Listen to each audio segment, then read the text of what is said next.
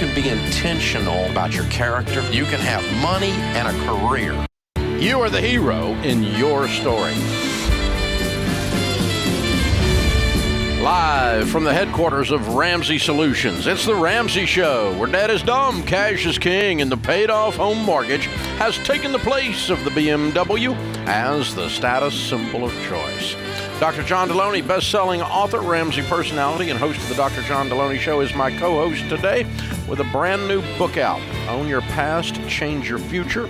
And it is in rocket ship mode. It is selling like crazy. For those of you who haven't gotten a copy, you are one of the few. Tens of thousands of folks have bought the book in the last week, and we appreciate that. Thank you very, very much. We'll be taking your calls today about your money, about doing work that you love, about creating real relationships.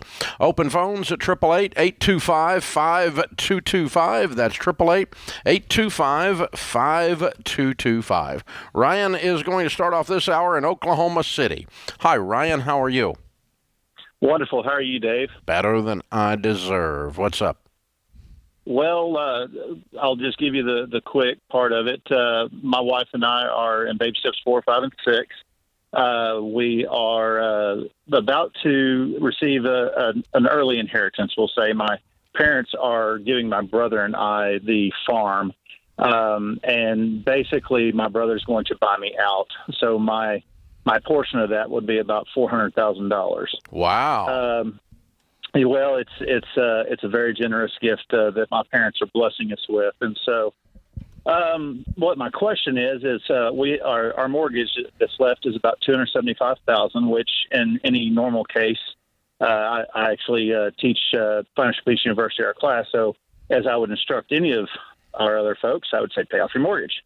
But we have a potential impending move back to Texas in the next year or two possible. And so my question became, do I go ahead and pay off the mortgage? And sit on the balance to potentially buy a house where we're going down in Texas, or do I go ahead and sit on all of it to pay cash for a house down in Texas and then sell the house here? Okay. Well, I'd go ahead and pay it off. And then when you get removed to Texas, you're going to have the cash in your hand because you're going to sell the house. So all the money you put in the house is going to come back out. Okay. So you don't lose the money, obviously, when you pay it off. It's just invested into the house. And so, because you're going to sell the house, so you'll have all this money, plus whatever's left over, all the paid-for house money and the money that's left over from the inheritance, all for the advance inheritance, all for the Texas property, the cash purchase down there. Yes, that's definitely what I would do. Okay.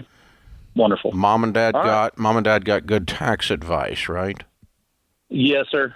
And my brother has been looking for property outside of town, and they have decided they're in the early 70s. They have decided they need to move into town. So it was a win-win for everybody. But they're transferring this with good tax advice, so they don't get a gift tax problem. Yes, sir. They are doing a gift tax return through the Unified Gift State. Yes, Perfect. Sir. That's exactly what they're doing. Yes, sir. Good. And you get to leave Oklahoma and go to Texas. Everybody's winning here.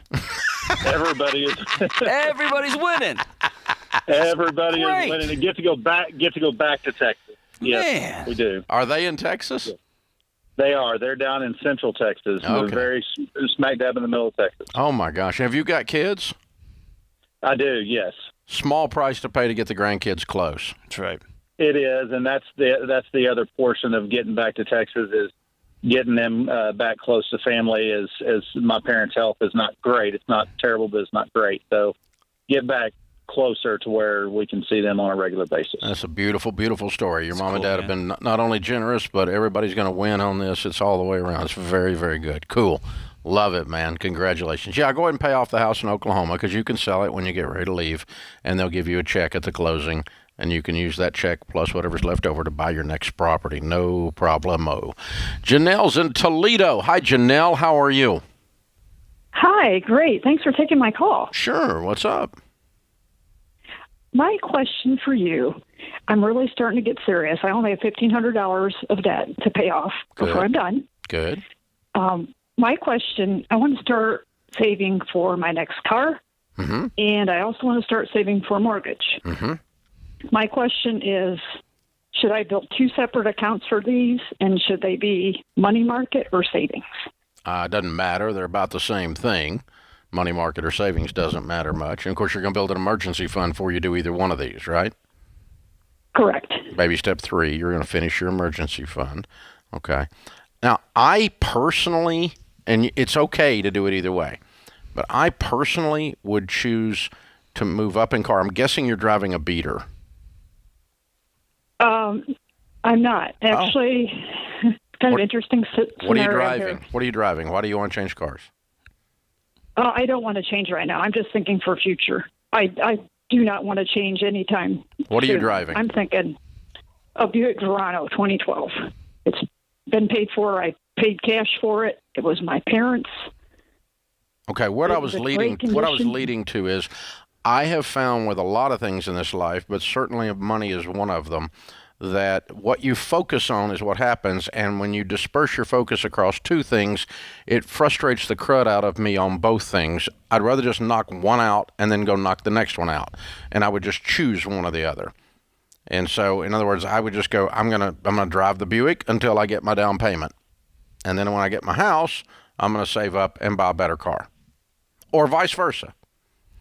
I mean, you can do both at the same time. It's not illegal.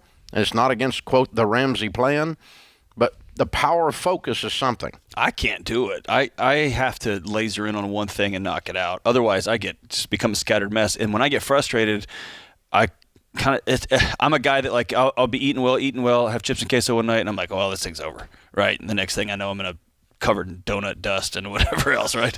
And so, like, I have to focus in on one thing and just that's a visual. Laser in on that. It's not a pretty.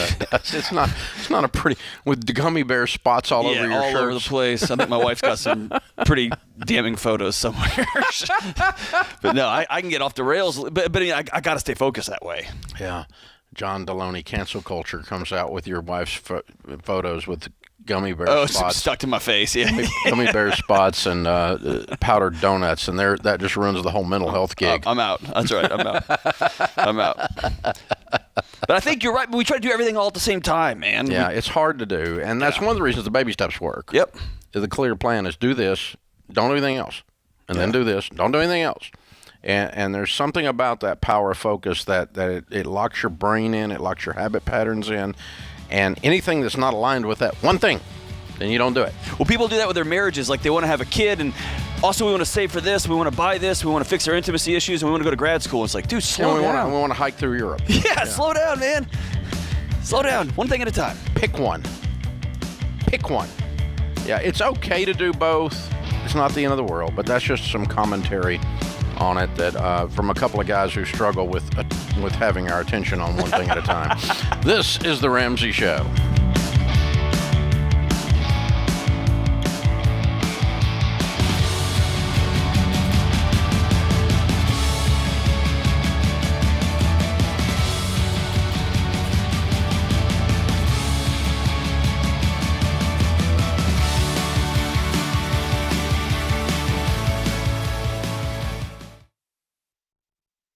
Look, I love real estate, and I want you to have a house, but I don't want a house to have you.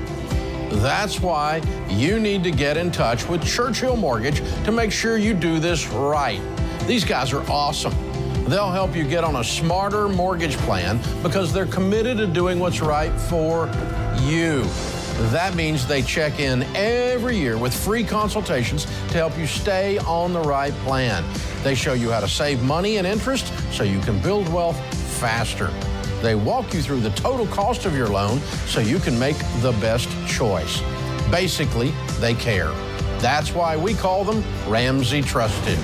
You can achieve debt-free home ownership, and Churchill is here to help. Go to their site, churchillmortgage.com/Ramsey, to start your approval or get more information.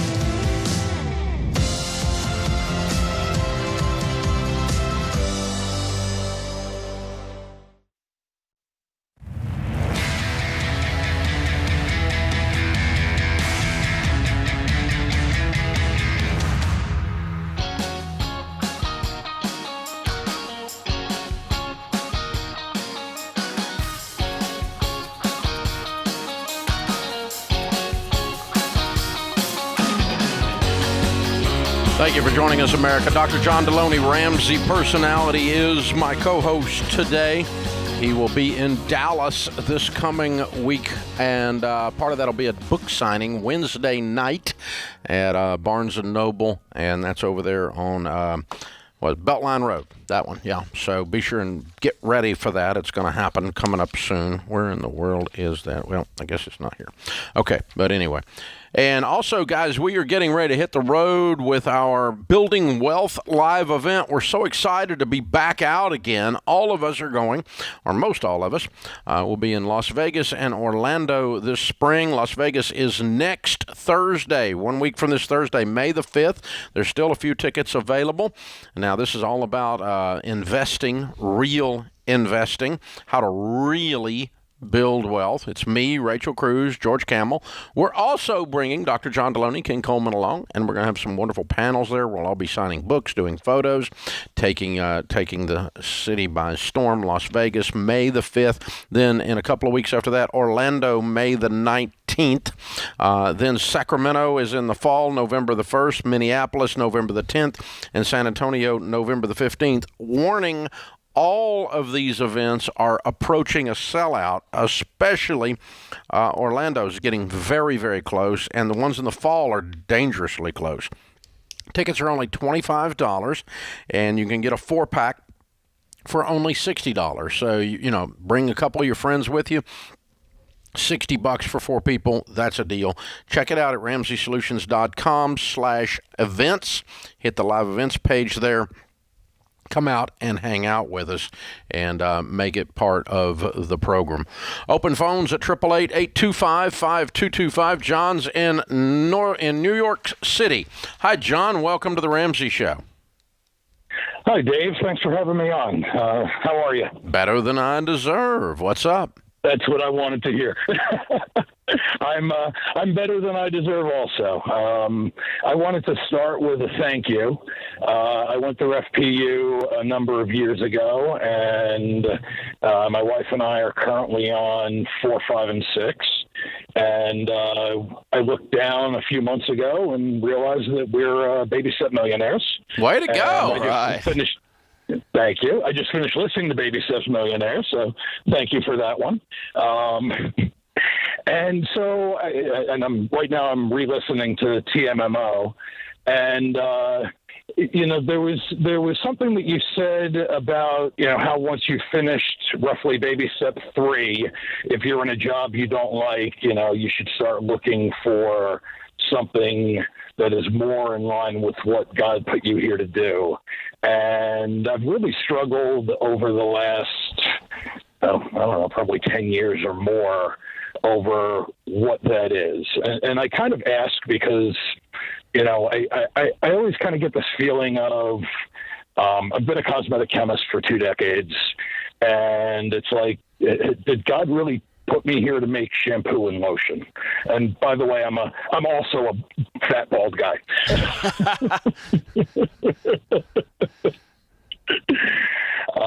And so I was, and I've even spoken to Ken Coleman about this a couple of years ago, and I was just wondering if you had any insight for figuring out what you're supposed to do. I will say I've had this gnawing feeling lately that I need to go teach an FPU class at my church. But a couple of things. One is the way that sometimes calling gets talked about, purpose gets talked about, especially in a faith context, is that God somehow has hidden something from you, and you've got to spend your life trying to go find out where he hid it. Like, what's God's purpose? Okay. And I don't love that that way of looking at it. What I would really love is, what are the sets of skills and talents and experiences you've had, plus all of us have an inner, I just call it an inner gnawing, that gently nudge us. Sometimes I've been 2-hand shoved, right, into a direction. So I would ask you, not so much what do you want to run from, right? You may have been making lotions for 2 decades, and you're kind of like, what do you, when you imagine what that would be, what is it? Is it teaching? Is it singing, song? Like, what is it? So it's actually funny, like, from a skill set and a what am I good at, like, being a cosmetic chemist is it. Like I teach a master's class in a cosmetic chemistry program, near me. I'm actually on my way to teach class in about 3 hours.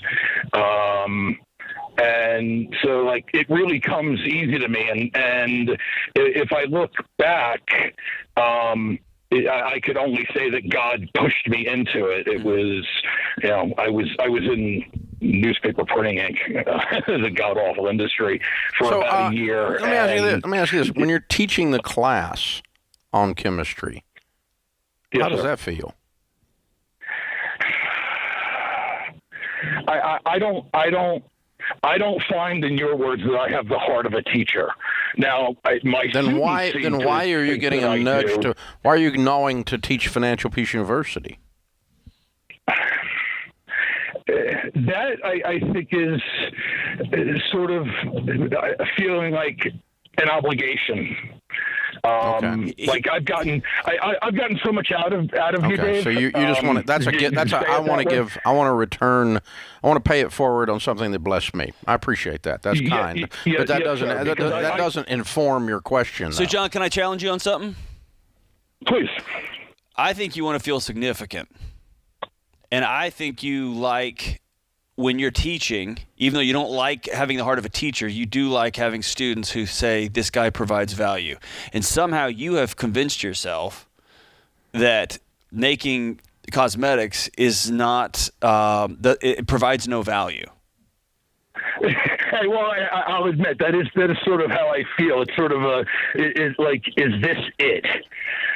And this am I really just supposed to be making shampoo? That's a common life question that is less related to calling a purpose and more like there's just some life stage that says this is what this is going to be. I have a friend, John, that's a world-class commercial photographer, a known name in that world. He's a big deal.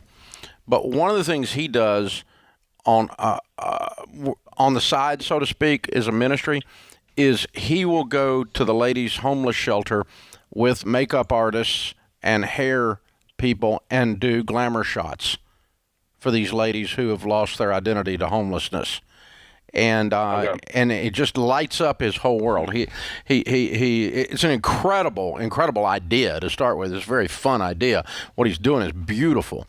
But that occurs to me with what you're doing, that somehow there's a piece of what you're doing that could be done for someone that might not have access to what your company provides, but maybe you could do something without violating any kind of employment agreement or anything that provided what you do to someone who might not have access to it. In this case, the guy's going into ladies' homeless shelter. But that's an idea that pops into my head. So what you're looking for is, a friend of mine used to say, gather your bouquet of flowers from those that are within reach. It's not a mystery.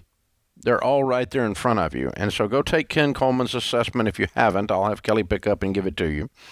And continue to do that. And I always love the line in Chariots of Fire, I feel God's pleasure when I run, is what Eric, whatever his name was, said, the real guy. That was the movie was made about.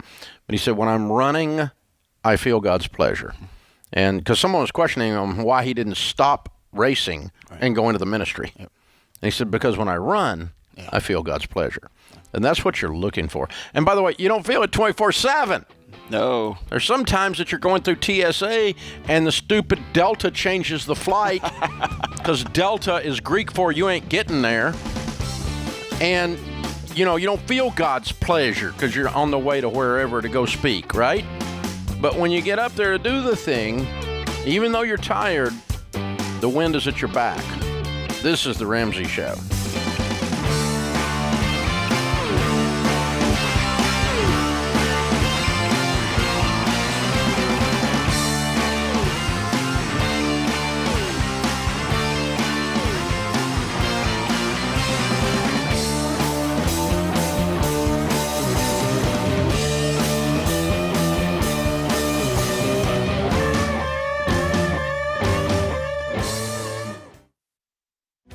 If you're looking for ways to update your home without blowing the budget, I've got it. For years, I've been telling you about our friends at Blinds.com. Blinds.com makes it simple to shop top quality blinds, shades, and interior shutters from home with easy online ordering and free shipping. With Blinds.com, there's no need to renovate your entire home. Just change out what's on your windows with upscale choices like faux wood blinds, cellular, and roller shades, or even outdoor shades. Plus, Blinds.com guarantees the perfect fit, whether you do it yourself or you have them measure and install everything for you. Shop their latest looks and see how much you can save at Blinds.com today. The easy and affordable way to make your home more beautiful is Blinds.com.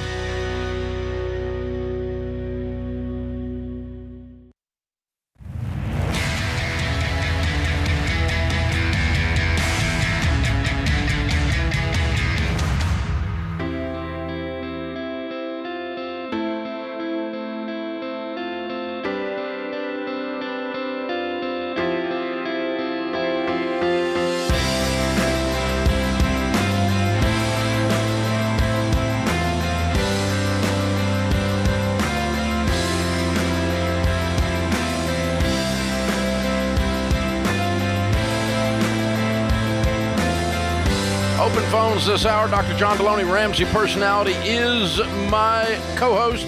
Michael and Kathleen are in Atlanta, Georgia. Says on my screen, you guys are debt-free. Congratulations. Thank you. Way to go. How much did you guys pay off? We paid off $260,000. Wow. How long did that take? About 30 months. Good. And your range of income during that time? We started at 170K, and today we are up to 290. Whoa. Wow. What do you guys do for a living? I'll go first. So I work in software, and my wife. I work in legal technology for a law firm. Oh, so both of you chose these underpaying careers. Bless your little hearts. Yes. I'm so proud of y'all. You're killing it. What kind of debt was this 260? It was the house. You We're the paid weird off the people. house. I'm talking to weird people. How old are you guys? I am 51 and 47. All right. Very cool. Way to go. What's this house worth? right about now we're at right at 800K. Wow. Way to go, you guys. How much is in your 401ks and IRAs? Oh boy. 800 between all of them put together. So you're debt-free, house and everything, baby steps millionaires. Yep. Way to go, We you did that guys. about a year and a half ago, actually. And you're 50 years old. You rock. Uh-huh. It's absolutely perfect. Absolutely incredible. I'm so proud of you. Very cool.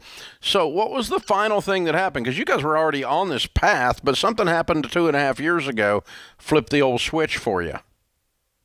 Well, so actually the whole journey started about 6 years ago with my husband listening to this guy named Dave Ramsey and reading Total Money Makeover and coming to me after we'd paid off all of our consumer debt and cut up our credit cards and said, I think we can pay the house off.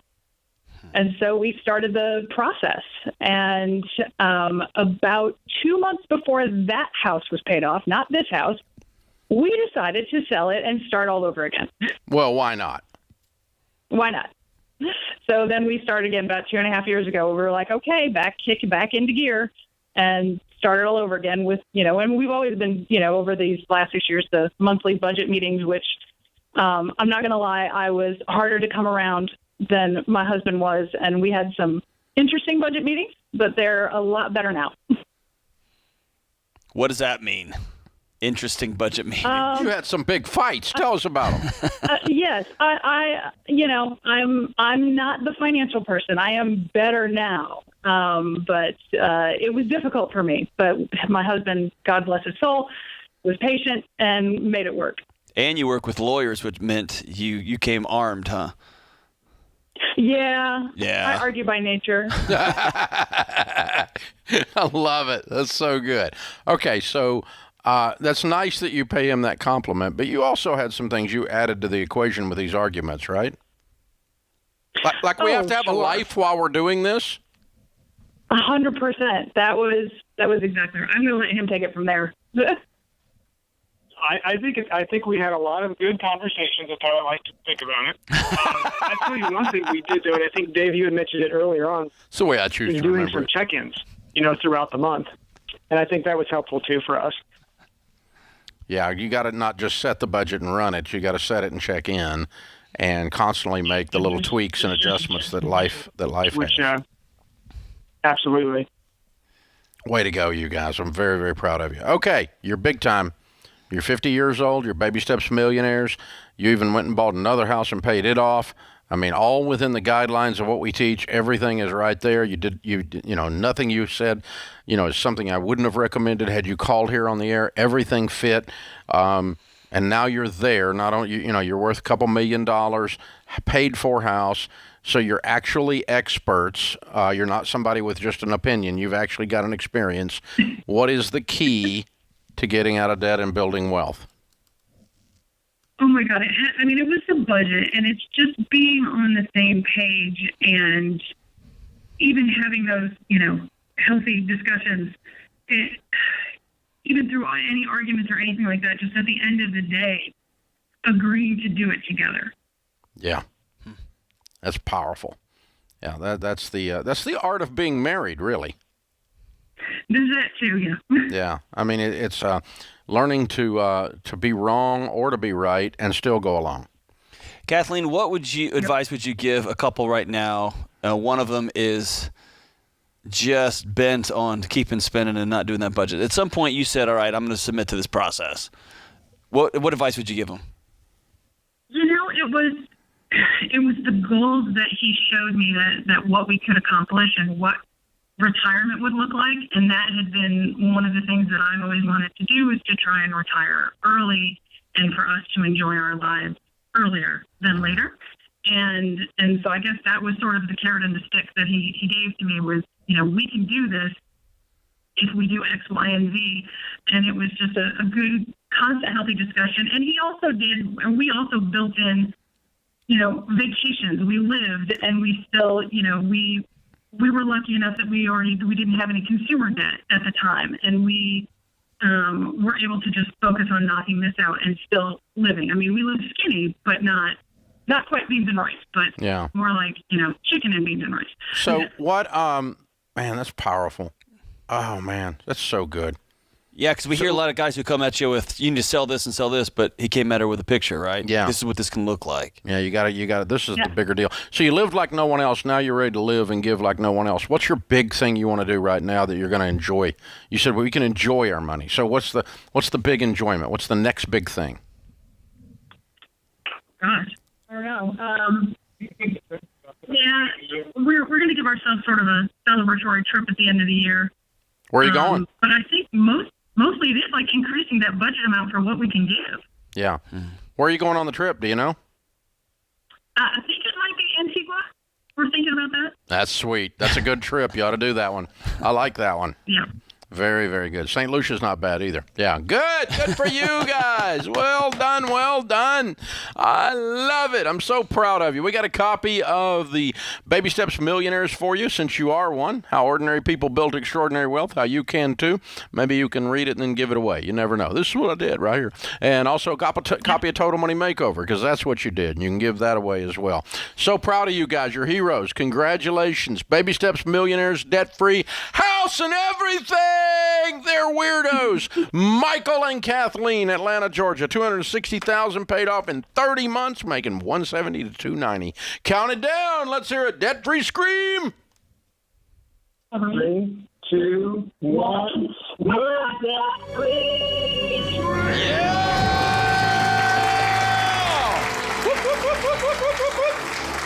Well done. Well done. Well, they were a little early on some of their numbers. Our exact typical millionaire, statistically, in the 10,000 millionaires that we studied, was 51 years old when they became a millionaire. Their house had been paid for a while, and 1/3 of them make less than $100,000. Golly. Now, these guys make more than $100,000 considerably, but they got $2 million by the time they were 50, not $1 million. Right. And they did it paying off the house here at the end of the run, and that's a perfect thing. So they were probably millionaires early, and that's how they get to $2 million by the time they got to 51. The classic number is that 51-year-old. That's the case study, the statistical average, the statistical mean. I keep going back to that. Most common question we get is, how do I get my spouse on board?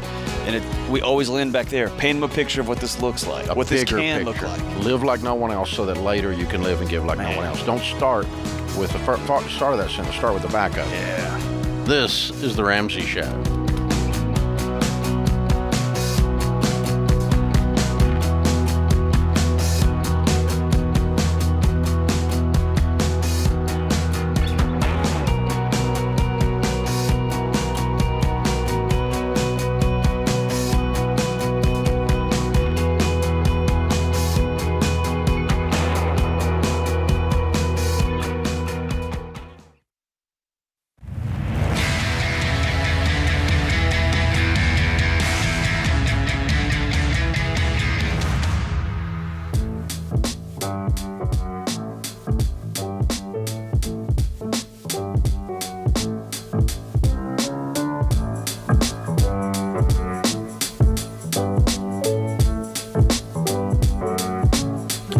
Dr. John Deloney, Ramsey Personality, is my co-host today. Open phones at 888-825-5225. Dan's in Kansas City. Hi, Dan. Welcome to The Ramsey Show. Well, Dave, I am in a quandary. Okay. My wife and I married each other. That's always a good thing to do. Excellent. Yes. Excellent. Yes. It's thank you very much. We got married. It'll be 2 years in July. Mm-hmm. Since then, we've been looking for a home here, and these prices have just gotten insane. And what we're having a major disagreement about, and I mean a major disagreement about, is how to pay for this. She said that when we got married, now this was a conversation that I don't remember all of the particular details, but she said that our original plan was that she sells her house. I sell mine, of which I already have, and I moved in with her in her place, which already has $100,000 worth of debt. I married $100,000 worth of debt, too. So she also says that we agreed before we got married that I would sell my farm property, which is a quarter section out in western Kansas, that's been in family hands for 130 years. Now, I don't exactly remember that part of the conversation, but I know that when we sell that, it's going to involve capital gains taxes, pretty substantial ones. My accountant says somewhere between $40,000 to $50,000 combined federal and state.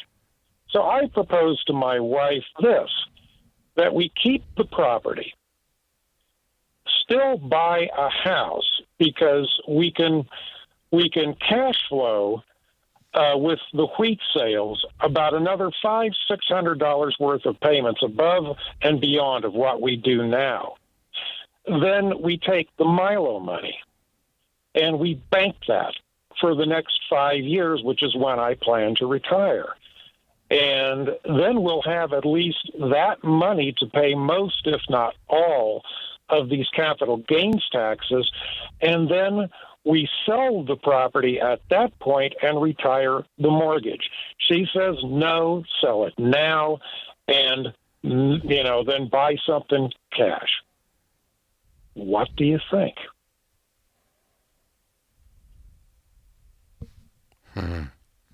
So I'm hearing that either way the property's sold, it's just a matter of now or 5 years from now.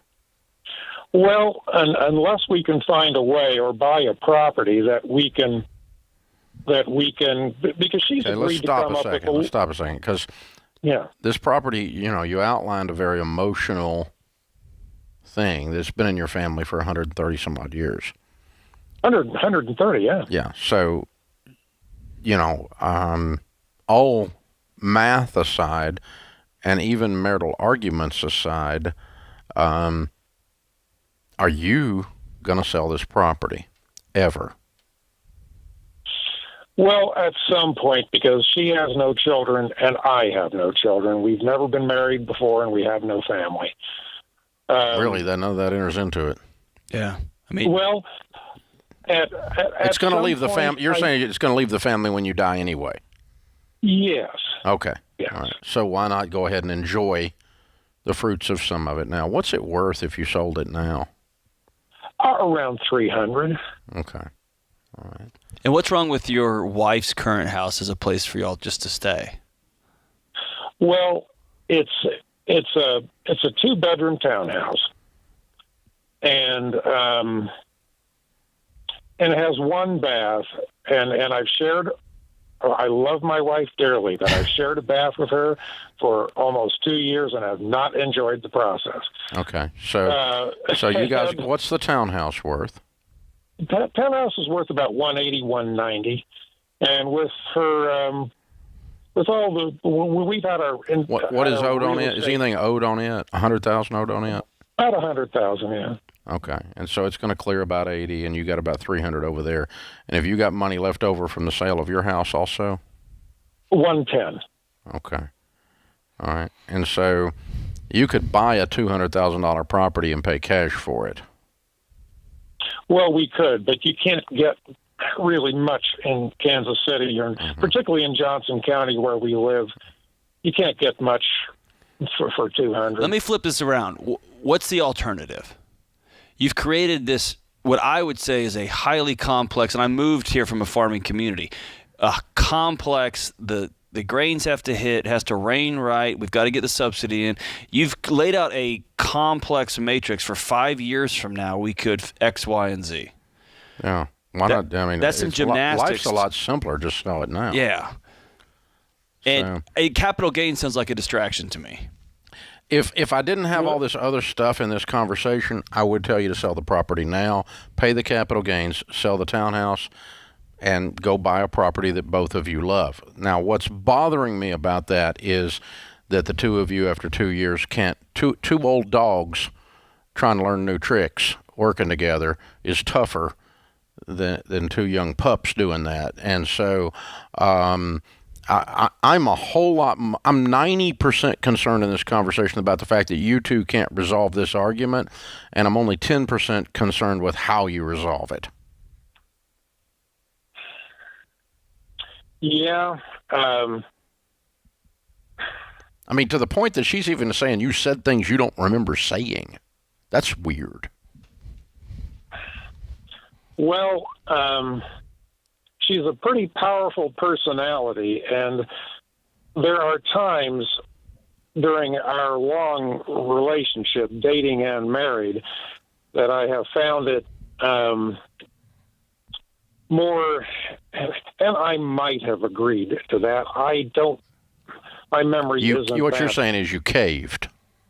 Well, I have found that sometimes it's better, or at least in the short term, it's better to placate her than to keep trying to resolve the issue. Okay, that's my problem.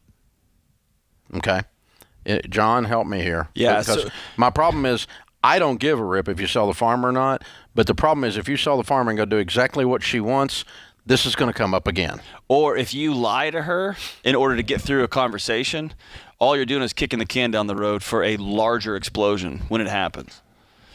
And now you've drawn lines, and the part that you've drawn battle lines. I've got my plan. Well, she's got her plan, and man, this just doesn't end well. It ends unnecessarily bad, particularly if both of your plans end up with selling the farm. And so I would love to see you circle back to her and say, all right, so I've never done this before. I've never had a marital spat like this before with 130-year-old property. I'm asking for a mulligan. Can we start the conversation anew? what do we want to look at? You're talking about she brought into debt and I married it. Y'all are all on the same page. You're just having to practice doing life together after a long time of not having to do life together. Expect there to be stumbles. Be curious about them. Don't get angry and frustrated about them. And always circle back and say, hey, we need to do this one over again. And this is when y'all need to do over again. Because what you're fighting about is, do we want to have a pretty nice house for the rest of our life just to ride or die with until this thing's over? Which could be a lot of fun. But if you get bogged up in the mechanics of how we're going to get there, man, then you're just If you get bogged up in silly. My wife, I caved, and she held me to it, and I sold a 130-year-old family property when I didn't want to, just to make her happy in this house, then the first time she whines about the wallpaper, you're going to go bananas. You're going to burn the house down out of spite. I might know somebody that did this, so I'm just telling you, okay?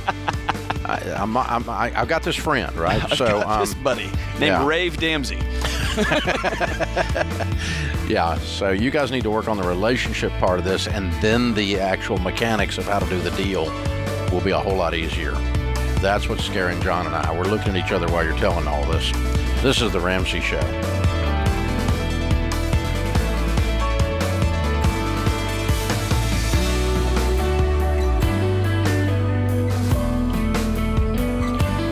Hey, it's John Deloney, co-host of The Ramsey Show. Did you know over 18 million people listen to The Ramsey Show every week? A lot of those people listen on one of our 600-plus radio stations across the country. To find a station near you, go to RamseySolutions.com/show.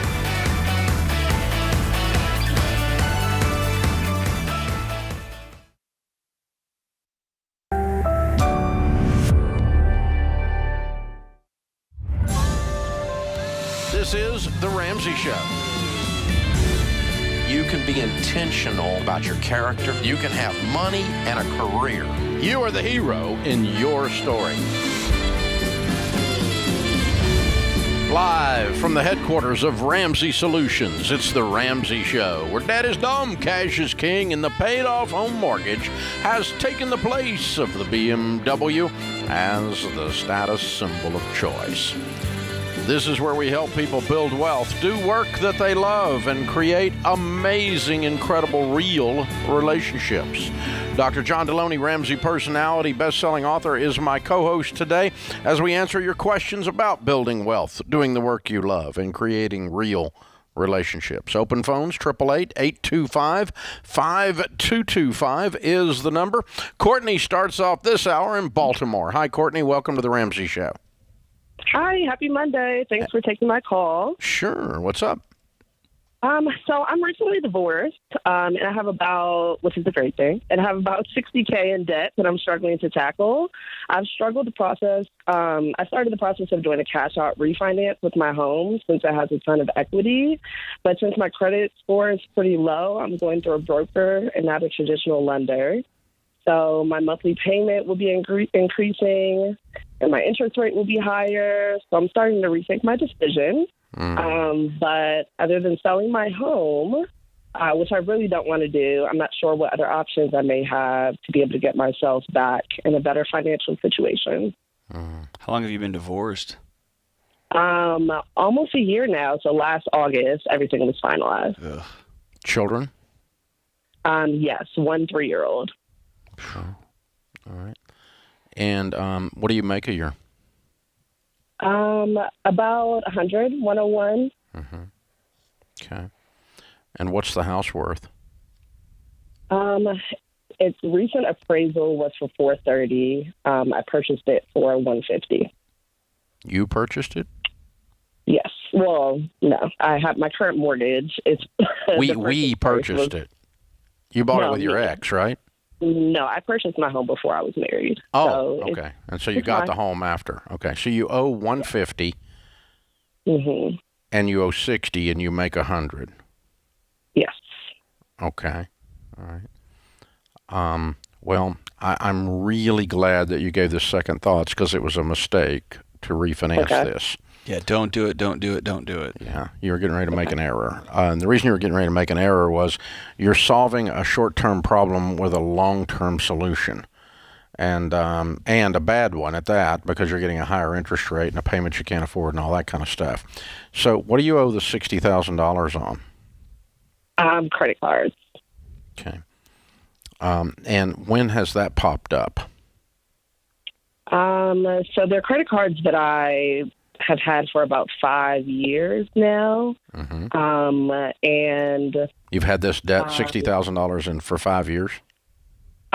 So I actually opened the account within the last 5 years. Okay. When did you run up the debt? About 5 years ago. Okay. Before the So divorce? it's been, yes. Okay. How much debt have you run up lately? None, because I don't have any additional credit to try to run up. Okay. So it's just paying minimum payments with my pay. How long were you married? About 2 years. What do you do for a living? I'm a public health researcher. Would you believe us if we told you that with about 18 months of grinding it, you could be done? Maybe 24 months?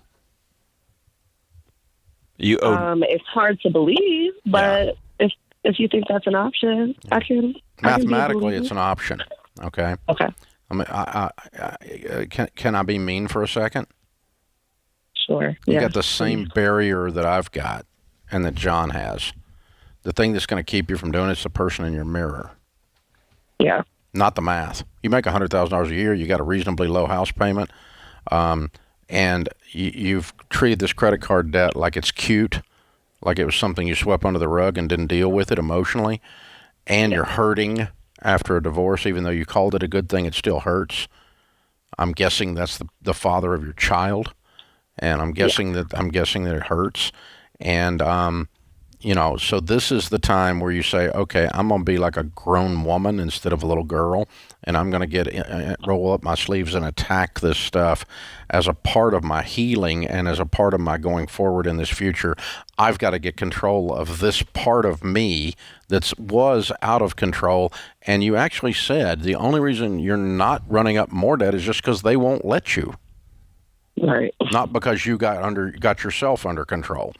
So I think you have a beautiful life lesson to get you under control and learn to trust you to not overspend as you work your way out of this. So this tough 18 months on beans and rice, and you're not going to see the inside of a restaurant unless you're working there, working extra, selling everything in sight. We're going to be on a budget. We're going to tell our money what to do.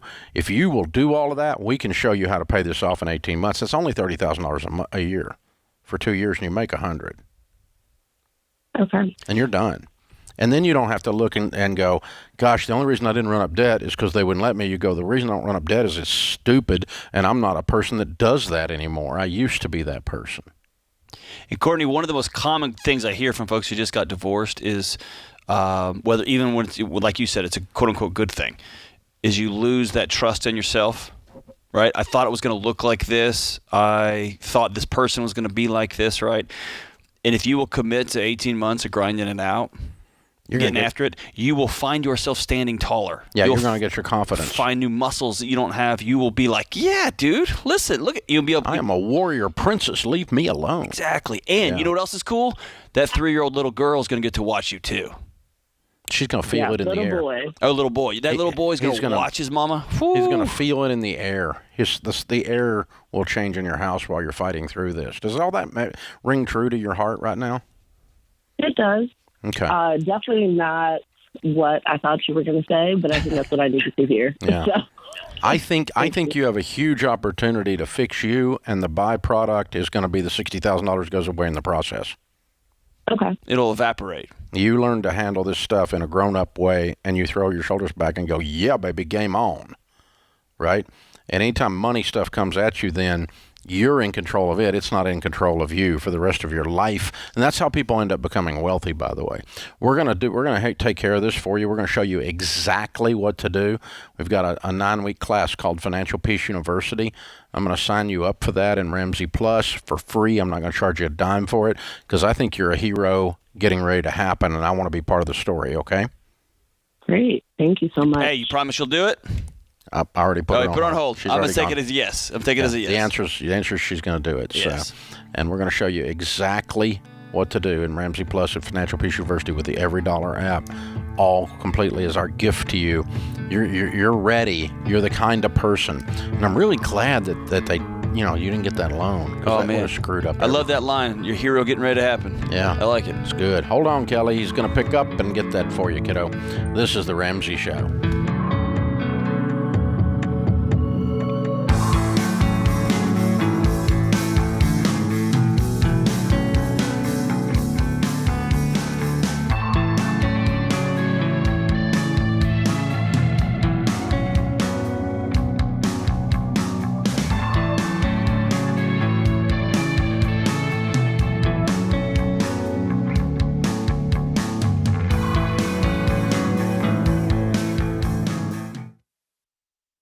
Chaos. That's what it can feel like when your business is growing so fast you've outgrown your financial and accounting software. The faster you grow, the more likely you are to lose control of the numbers. And here's the reality. If you don't know your numbers, you don't know your business. That's why we use NetSuite by Oracle, the #1 cloud financial system.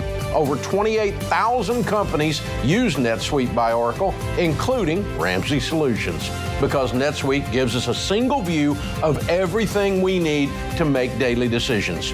Whether you're making a few million to hundreds of millions a year, NetSuite gives you the visibility and control of the things you need to grow, like your financials, inventory, HR, planning, budgeting, and more, all in one dashboard.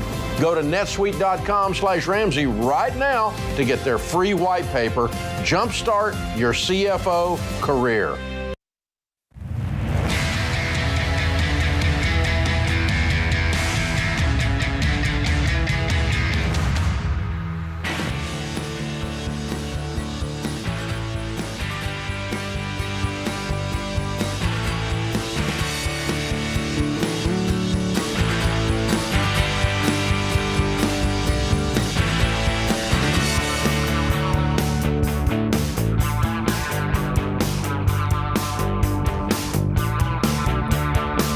Dr. John Deloney, Ramsey personality, best-selling author, is my co-host today. He will be in Dallas this Wednesday signing books at the Barnes & Noble on Beltline Road, Prestonwood Town Center.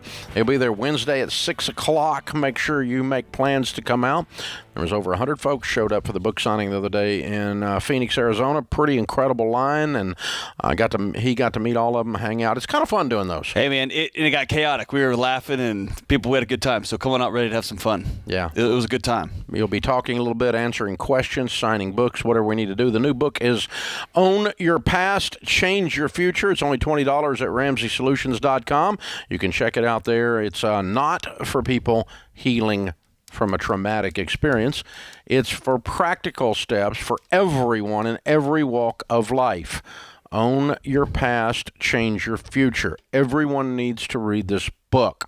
It'll help you get back on center and help you head out in the right direction. It's pretty incredible. So you can get to meet Dr. John Deloney in person in Dallas this coming Wednesday at 6 o'clock, Barnes & Noble, Prestonwood Town Center, Beltline Road, Dallas, Texas. Do not miss this. Taylor is with us in Sioux Falls, South Dakota. Hi, Taylor. Welcome to the Ramsey Show. Hey, guys. How are you? Better than we deserve. What's up? We'll dive right in here. So about a year ago or so, I bought a new building, and we moved my business down into this building, and we basically bootstrapped the whole thing. Like, we did all the remodel on it ourselves, and we did all sorts of cool stuff and made it great. And kind of at the end of the fall, kind of early winter, one of our vendors that we deal with had I don't know if you want to call it like a retreat kind of deal. So it's kind of a gift.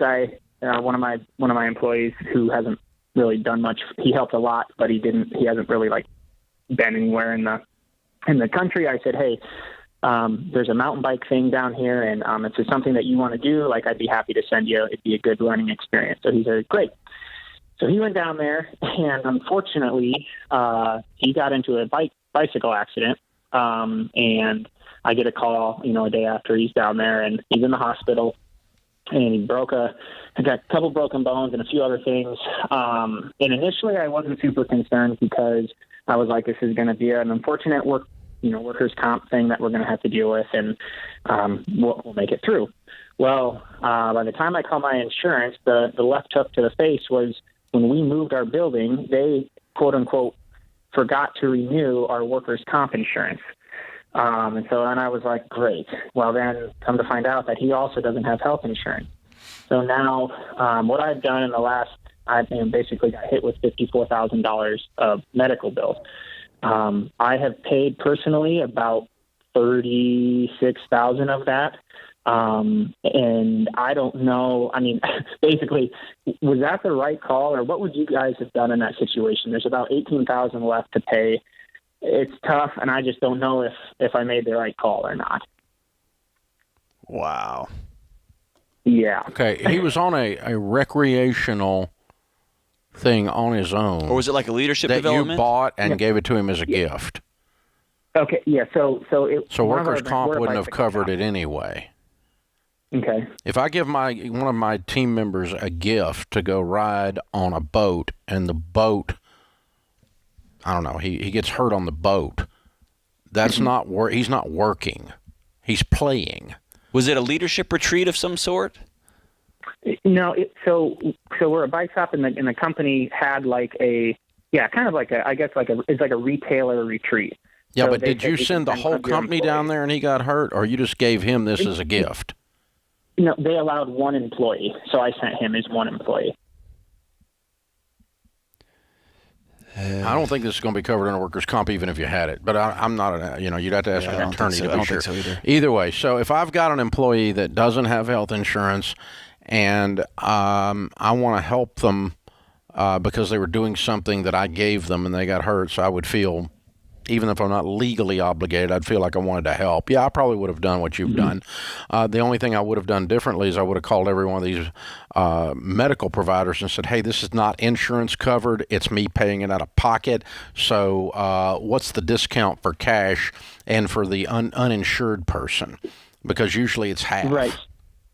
Yeah, so we did that, and that was it was about 30% reduction. Okay. And that got it down to 51? Yeah. This guy got tore up, and then man. It wasn't good. Yeah, it was not good. Luckily, I mean, fortunately, he's, it's not like brain related or anything like that. Yeah, what do you make a year? The business or me personally? Well, the business is you personally, dude. Yeah. I mean, I have a combined income with my wife. So, yeah, okay. So what's your household income? So it's about $250K. Okay. I would pay it. Yeah. Okay. So you get it discounted as far as you can and pay it. You don't have I don't think you have a legal obligation. But I would do it just to help somebody that I love and that I was trying to do something nice for and it got screwed up. Okay. We rented out an ice rink one time for a bunch of employees, and we were down there skating and shooting hockey pucks, and I hit one of my guys in the face. I paid for all of it. I paid for every bit of it. It was awful. It was horrible. It was one of the worst stories ever on Dave. I didn't mean to. I shot the puck, and he fell just as I shot it and hit him right in the face. Sure. And so I ended up paying for all of his nose to get fixed and all this. It was bad. So, but it was, he fell. I didn't hit him. So, Taylor, I'm going to ask Dave a question, and this is for you, but this is just me talking to my buddy here, asking a little more wisdom. And, Dave, this comes from me probably spending too long working with lawyers my whole career. If I'm going to write somebody a check, even out of like, hey, man, I want to help you out here, would it be wise to say, I'm going to cover these medical bills and then we're going to be square, the two of us? Because what I wouldn't want to have happen is 10 years from now, he comes back and says you owe him lost wages or something. Yeah, or my hip hurts because of my knee thing. And that you're I'm doing this as a favor. Yeah, you might want to get a release signed. It just says, I'm going to cover all this because I love you and you're not going to come back and get me. But due to no obligation other than I just want to help. Yeah. Yeah, and we're not admitting fault here or whatever the legal mumbo-jumbo is. That's probably a good point, John. But I actually didn't get that when I smashed the guy's face. But he was just kind and loved you. Yeah, he's terrified of you. He came by and visited the other day. He works in another city now, and he's a wonderful guy. He's got a great nose now. And so... Let's be honest. You hit him at a direct right angle. No, that thing chipped off sideways. Completely released that shot, and I played hockey in college. Man, I released that. It was so bloody. It was so bad. I felt so bad. But yeah, it was awful. I mean, that's one of many times that. We've had people odds and ends like that where we're technically not probably liable. Because when you're playing on an ice rink, that's not work. So I don't think workers' comp covers that. I didn't require them to be there as a part of work. Right. We were out there goofing off. Would the rink have some? No. Liability? Yeah, because of me shooting a puck? No, I don't think so. I don't think so. They probably got big signs up that says something like, stupid people beware or Don't stand in front of flying pucks. Don't stand in front of Dave when he releases a shot. But, oh, my God.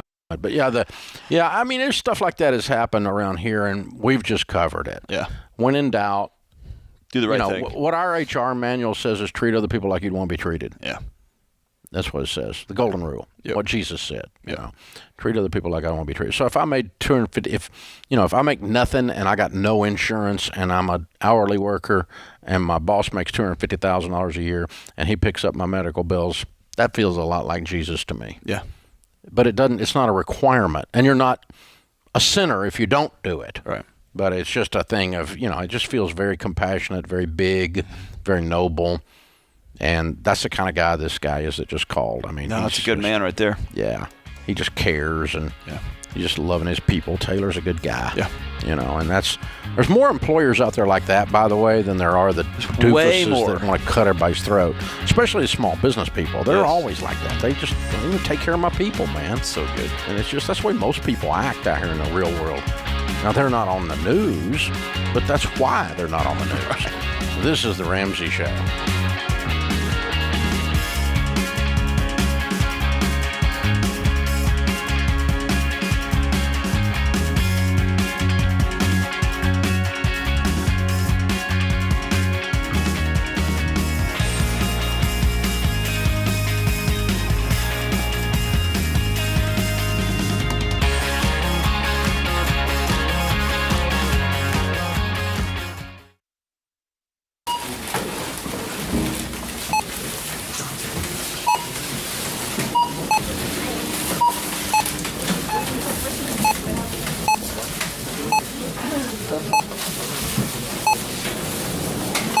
Still on baby step number 1, eh? How'd you guess? With healthcare costs rising, learn how Christian Healthcare Ministries can help you make the most out of your budget. Visit chministries.org/budget. Don't worry, it's worth it.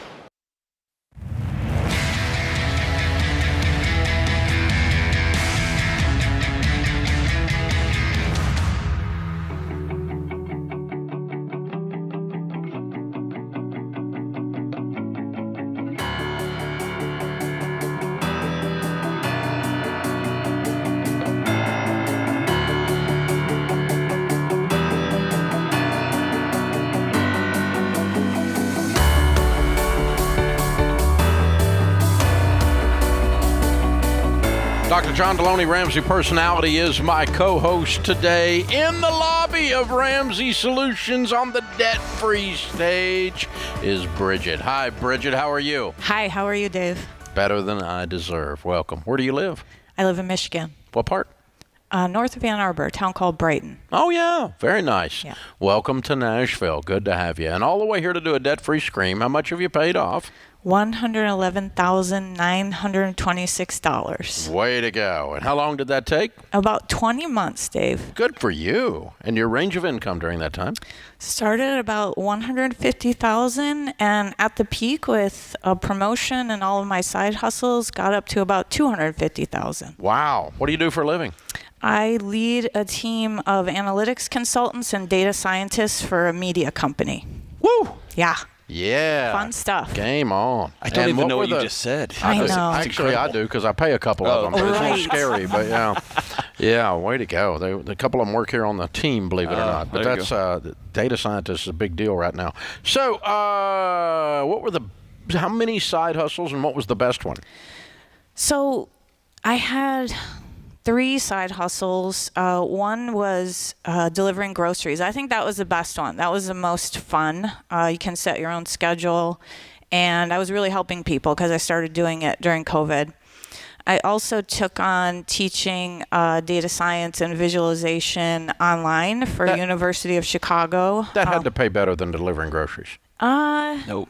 No? Not really, actually. Okay. John knows. Okay. All right. Yeah, like instructor for professional development. So I'm still doing that. But for university, that means you're pretty good at what you do. Exactly. Yep. I mean, that's the top of the top of the top. That's incredible. Yeah, so that's been really fun. And I also teach yoga, which is a big part of this story, too. And if you make more teaching yoga than you do data scientist stuff, I'm going to die right now. I'm just going to quit. No, I don't. I don't. Okay. All right. Wow. Very cool. All right, so you told us when we met earlier, just to say high five real quick, you said, you're not going to believe my story. So bring it. So all of that debt was from running a business. In 2014, John, you would appreciate this. I lost my father and went through a divorce and decided to make a really big decision and open a yoga studio, right? During a time of a lot of trauma, that's not the right time to make that kind of decision. And thankfully, I kept my data science job. And it's a hard business to run. Mm-hmm. And it lost a lot of money over the years, like $30,000 a year in the beginning, and then I got it down to maybe losing like $10,000 a year in the final year I ran it. I sold it right before COVID. Wow. But all of that debt was from running that business and trying to just like move things around, right? So I had a business loan over here, and maybe I would pay it with a credit card and trying to make payroll, and it was a lot of stress, and it basically took all of my income away from my my regular job to keep that thing running. Wow, you are something else. I'm Thank so you. proud of you. Thank you. Wow, Proud of myself. So you turn the key on that, walk away, sell it, and then COVID hits. You got to feel like a genius. I did, yeah. I did. Well, my timing is there's a chance. impeccable. I sold it December of 2019. Wow. Yeah. Look at you. That's amazing. That very well done. Very well done. Okay, so then after all of that, we go into COVID, and you've got this debt piled up, and then what happened? I got really scared, Dave. Everything kind of shut down. I had a really good job, but I sat down and listed all the debt because I think for 5 years I was just sort of pushing it around and not really paying attention to what the total was. And when I sat down and did that in March of 2020, I said, something's got to give here. Something has to change. So that's when I went out and got the extra jobs and got on a really tight budget. And then the world shuts down. Right. So scary upon scary. Right. Yep. And how'd you find our crazy gang? My friends were asking me that on the way over here, and I think I was just doing some Googling and found you. I just started listening to the podcast obsessively, walking around in my neighborhood during COVID, walking the dogs, just listening to the stories. And there were a few stories that had almost the same exact amount of debt that I had, like almost to the dollar.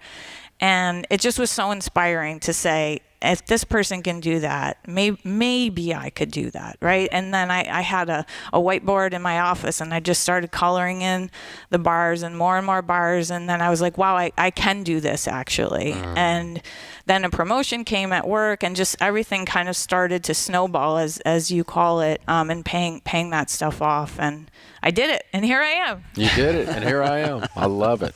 And all of that in under 2 years. I mean, just over a year and a half, you knock it out. Pretty amazing. At one of the weirdest year and a halves in the history of the world. I mean, oh my gosh. I went after it. You did. I did. She ain't kidding. You can see it in her eyes. That's great. I love it. All right, what do you tell people the key to getting out of debt is? A budget, and also just knowing where you're at financially, right? Like for me, it was that first step of sitting down and saying, this is it. This is all the debt. Time to pay attention to it, and then set that budget. So how intense with all the side hustles was the work? Because you go from 150 up to 250. Yeah, it was. You were working your butt off. I was delivering groceries every night and on weekends, and doing the. I just started the U Chicago stuff probably about 6 months into the journey, and then when the world started opening back up, I started teaching yoga again. But yeah, I was working all the time, Dave. all the time. Have you let some of the air out of some of those side hustles Yes, now? yes, a little bit. I'm not delivering the groceries anymore, which every once in a while I'll go take an order, and it's still fun. But it's a nice thing to be able to fall back on as well. Like if you're gonna save for something, I drive a car that has 275,000 miles on it, so. At some point soon, I'm going to need to put some money towards a new car, so that's where I'll go. Hey, Bridget. Yeah. You're debt free and you make $150,000. You're gonna be okay. Yeah. I know. You don't have to deliver groceries anymore. You're gonna be all right. That's what he says all the time. You could stop doing that. You're gonna be okay. You did it. Yeah. You're gonna be all right. You can also pay for your own stretchy classes, and you don't even have to work there anymore. So good. So good. Nah, let them pay you. I'm good with that. So you're gonna do it anyway. I mean, might as well. Can't keep the University of Chicago job. I'm jealous. That's awesome. Yeah, it's fun. It's all fun. Good for you. Proud of you. Thank It's you. incredible. Very, very well done. Okay, when you look back on this, what was the moment in the middle of the 20 months where you just were terrified and didn't know if you could make it? Where was that one time where you went, Probably the summer of 2020, so maybe 3 to 4 months into it. At my company, we were doing pay cuts and furloughs, and I thought there was a good chance that I might not be working anymore. Not by my choice. That was the most terrifying moment, and I ended up getting promoted a little short time after that. So it worked out well, but it was scary, right in the height of COVID. Yep. Yeah, that was a really high stress time. Yes. Really crazy. Yeah, amazing. Well, congratulations. We are very proud of you. You're an amazing woman. Thank you. Very, very well done. Very cool. All right. We've got a copy of Baby Steps Millionaires for you, How Ordinary People Build Extraordinary Wealth, How You Can Too. Copy of the Total Money Makeover for you to give away and stir up a ruckus with one of your buddies somewhere. Very cool stuff. You're fun, Bridget. Thank you so much for making the trip all the way to Nashville to do your debt-free scream. This girl getting after it right here. I mean, she was getting it. This is great. She's amazing. $112,000 paid off in 20 months, making $150 to $250. Oh, 3 side hustles. Count it down. Let's hear a debt-free scream. 3, 2, 1. I'm debt free.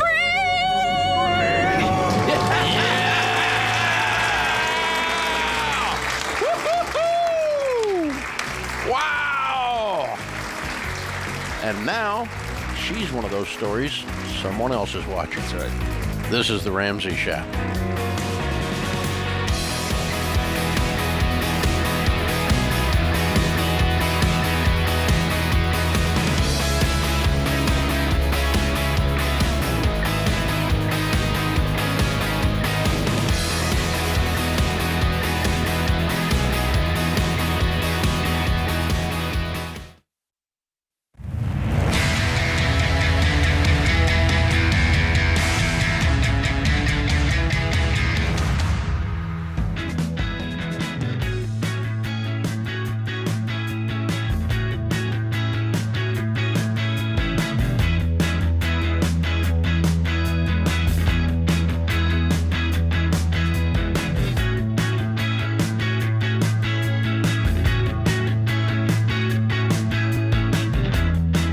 Dr. John Deloney, Ramsey Personality, is my co-host today. He'll be signing books in Dallas. His new book, Own Your Past, Change Your Future,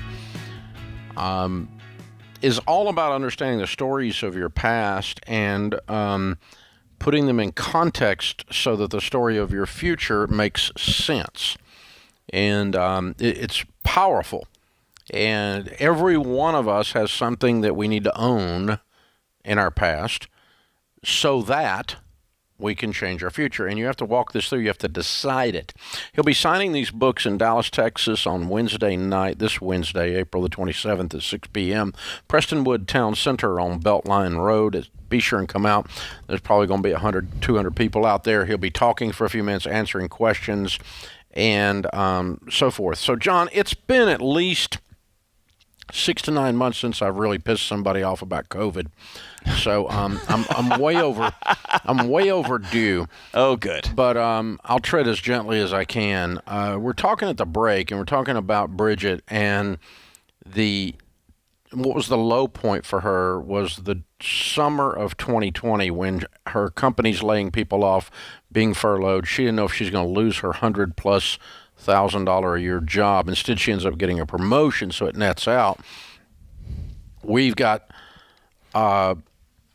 this company with 1,200 team members. The leadership team here is scratching and clawing, and entire segments of our revenue just evaporated, and we've got the responsibility to these 1,200 families that we promised them we were going to pay them, and the stress of on our leadership team of carrying that. My friend Craig Groeschel just did a podcast, he does a leadership podcast. I was on it a little while back. I'm getting ready to be on another one. But he just did one I listened to this week. He talked about how people were depleted and that we need to, as we lead out of this pandemic, we need to be replenished. We need to be refilled, filled back up. Our gas tanks empty. The gears are grinding. There's no oil in the crankcase. There's no lubricant in our lives anymore. We got nothing left. And in the middle of that, the economy goes bonkers with inflation and with job opportunities. There's labor wars. So people are fighting over you to pay you more, but they want to work you more than you've ever worked in your life in order to get that pay. And so we went from scared to death, trapped at home, sitting on zero, to 220 miles an hour with no lubrication in the engine. That's right. And so we've got a whole bunch of people out there that are completely depleted, and they're going to smoke. The engine's going to smoke. It's going to blow.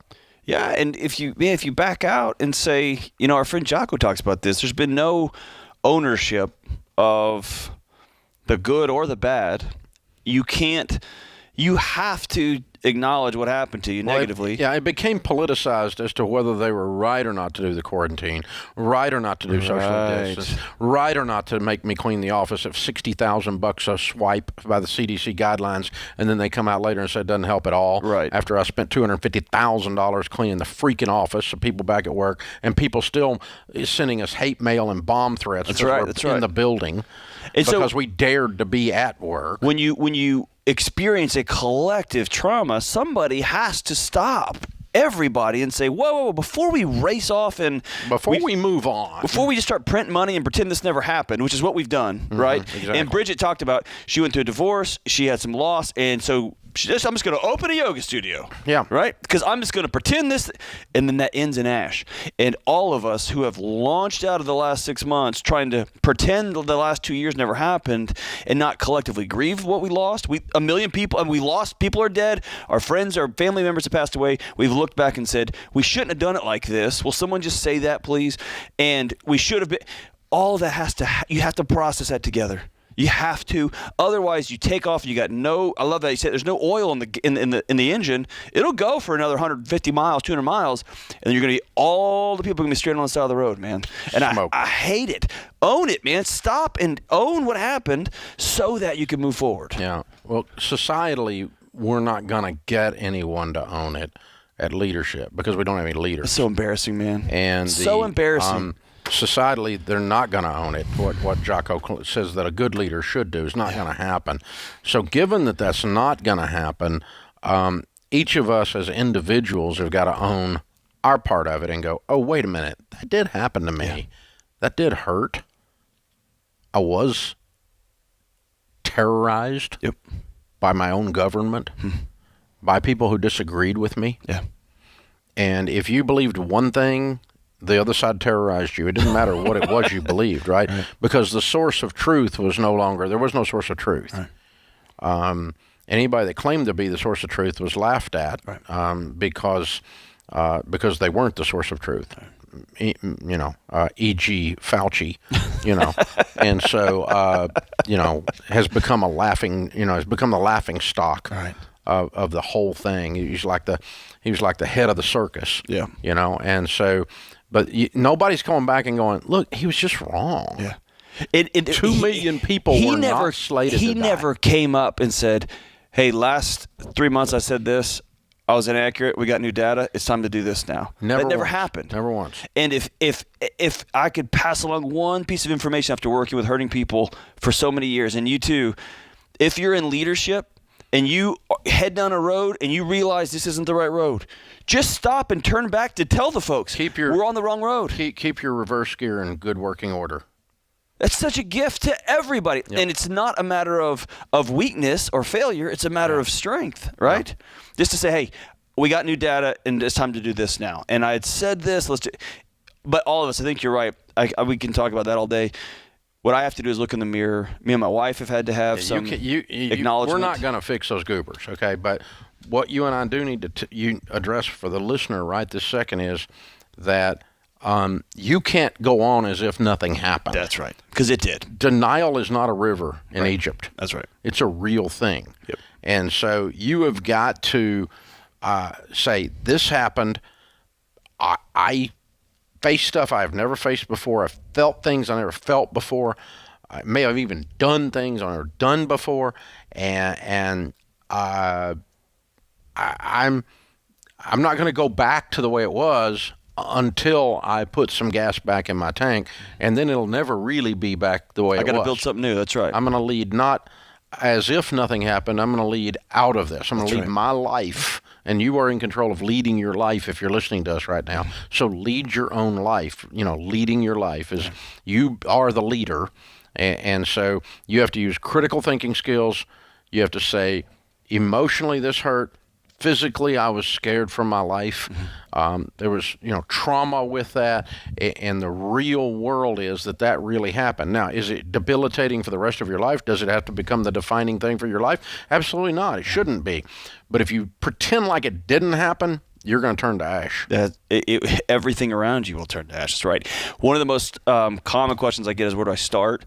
And I would say 95% of the time, there's a relationship or two that was significant to you that went away over the last couple of years. Either they said something, you felt away, they felt away, and that's where I would start. I would look over the course of the relationships that I burned or lost or got frustrated with over the last couple of years and say, is there some people in there I need to call and say, dude, 30 years isn't worth this over the last 2 years.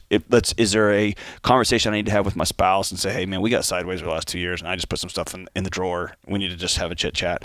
But are there relationships that I can begin to heal? And maybe there aren't. Maybe I need to then replace those that are gone. Yeah. Or it might just be you say, okay, I don't respect that person. That's right. So we've moved on, but I've got to replace those with other people in my life, right? Yeah, this person, I saw new colors, and I saw things about them that I don't want to be around. That's right. But I can't use that as an excuse to do life by myself anymore, right? I got to go find new people. That doesn't give you excuse to not deal with you. That's right. The book is Own Your Past, Change Your Future. It will do that. Yep. If you get a copy of it and read it, I promise you. And you've got to put some gas back in your tank, folks. You've got to replenish, because if you're walking around in the human race right now, the last 2 years has depleted you. And so you must fill that back up in order to function at full game-on capacity. This is The Ramsey Show.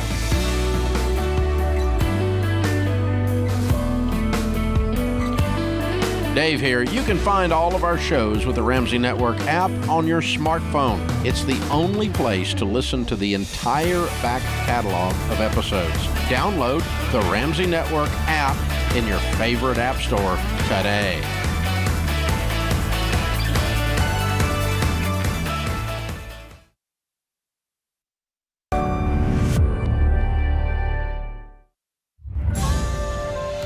This is The Ramsey Show. You can be intentional about your character. You can have money and a career. You are the hero in your story.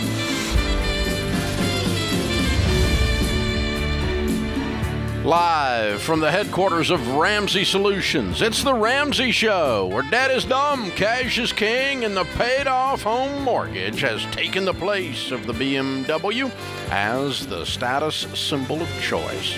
I'm Dave Ramsey, your host. Thank you for joining us, America. Dr. John Deloney, Ramsey Personality, is my co-host today. Open phones at 888-825-5225. That's 888-825-5225. We'll take calls from you because we help people build wealth, do work that they love, and create real relationships. By the way, that's done in the middle of a fake world. So there you go. It's God's and Grandma's ways of living your life. Again, free call, 888-825-5225. Devin is with us in Montana. Hi, Devin. Welcome to the Ramsey Show. Hi, Dave. Hi, Dr. John. Thank you guys for taking my call. Sure. How are you today? Better than we deserve. What's up? Back in early 2018, my grandparents had run into some money, and they decided to give it to a lot of the grandkids. I was given $3,000, but but attached with it, he wanted it to be used. My grandpa wanted it to be, well, both my grandparents, for education or investment only. I chose to invest it in some ETFs, which have grown about 50% since then. But so my wife and I, we have started our debt-free journey at the beginning of this month, and we're already in baby step 2. And I'm wondering if I should use this money towards paying off the debt, but I'm kind of torn because I feel like I'd be betraying the reason that I was given this money for. So I was curious on your opinion about it. When you get out of debt, what is your plan for money? Well, our first plan is obviously to build a emergency fund, 3 to 6 months. Then what is your plan for money? Well, I would like to eventually start a family with my wife and move to a larger house. Okay. You're going to follow the baby steps and start investing 15% of your income into retirement? Yes. And then when you're 100% debt-free, you're going to follow what we've been teaching around here, which is unbelievable generosity and continuing to invest? Mm-hmm. Okay. So are you not investing the money then? Well, you're going around the barn to get there, but my point is your most powerful wealth building tool is not your grandfather's gift, it is your income. And by getting out of debt, you're going to honor your grandfather's wishes because you're going to be an investor. What your grandfather didn't want you to do is go buy something stupid. Right. Yeah, and that's why it came with that stipulation. Yeah. And how long did he expect you to invest this for? You know, he didn't really say. Yeah, to never be used for anything ever. To never use it when you need it. To never use it ever when you need it for anything. To buy a house, to do anything smart with. He was just trying to keep you from doing some stupid butt something with it. My granddad passed away several years ago, but I guarantee you this. He's a World War II vet. He was an engineer. He was meticulous. And if I had come to him and said, hey, I invested a gift you gave me for X number of years, it's grown to this, and I'd like to use it to become debt-free. So that I can invest more. So that I can build wealth, he would have hugged me. Right. Your grandpa would too, dude. Yeah. Is your grandpa gone? No, he's still around. Okay. All right. Now, are we putting words in his mouth or not? No. Yeah. So I mean, you listen. If you want to take the money out and cruise around the world and end up 25 years old and broke later, I'm not going to tell you to do that. And because your grandfather would wring your neck, and so would I. Okay. But that's not what we're discussing here. We're talking about using the money to further your wealth building, so that you can enjoy your life, be outrageously generous, and change your family tree, which was ultimately his intent. He was just trying to keep you from doing something dumb. And so, but I mean, if you just go up and go, hey, I paid off all my debt, and he thinks you're going to go right back in debt, he's going to think that was dumb. Right. So if you want to have a conversation with him, it wouldn't be too bad. How much debt do you have? So we have about $40,000 in debt.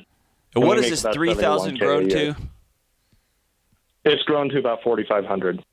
Okay. Okay. So you're not talking about cashing out a $50,000 plan either and paying off $50,000 worth of debt. I mean, you're talking about a small amount. Yeah, just to kind of take a chunk out of it. So, you know, I don't know how he'll react. I have no idea, but I'm guessing this guy's just a common sense guy, and he just didn't want you to do something stupid. You're not doing something stupid. He very much is. As long as you follow through on this, I think it's in the spirit of the gift. If you follow through and you're not consuming the money irresponsibly. Instead, you're using the money to invest, to ultimately become a better investor. But if you don't follow through on it, if you pay off the credit cards and then you turn around and run them back up again, I mean, he's going to box your ears, and so will I. And deservedly so, right? Yeah. Or maybe you make this the last 45 you pay off, not the first 45, and it can be the little light here at the end of the tunnel. Yeah. But I don't know. It's okay to have a discussion with him about it. But it's not his money anymore, by the way. Yeah, you're trying to be kind by honoring his intentions, and that's good. And I appreciate the honor that you have in that. But you're under no obligation. You can do whatever you want to do with it. I mean, you can go blow it. I wouldn't recommend that, but because I think you'd feel bad for the rest of your life about it. So I inherited $5,000 from my grandmother when she passed away years and years and years and years ago. She had 8 bazillion grandkids, and they sold the big farm, and we each got like $4,800 or something. And I have no idea where it went. No idea. And so you don't want to live with that taste in your mouth the rest of your life, because I have to sit here and say that out loud because that's what really happened. Yeah. And so you know, in this case, you know exactly what happened, but the trick is that makes this an honorable move, if you used it to pay off the debt, is to follow all the way through, and the net result is you're investing more. And so, but if something short of that happens, then you've not honored him, and that's not what we would advise you to do then. So, good question. Thank you for joining us. It's a powerful thing on honor. Yeah, it's hard. Honor is a good thing. Yeah. And it's in short supply. So when you can find a young guy like that, particularly, that is concerned about honor, that's a good thing. It's the best thing. Yeah. If you say I'm a person who is honorable, it will frame a lot of your daily actions and choices. Yeah. There's a beauty to it. Oh, yeah. There's a beauty to it. This is The Ramsey Show.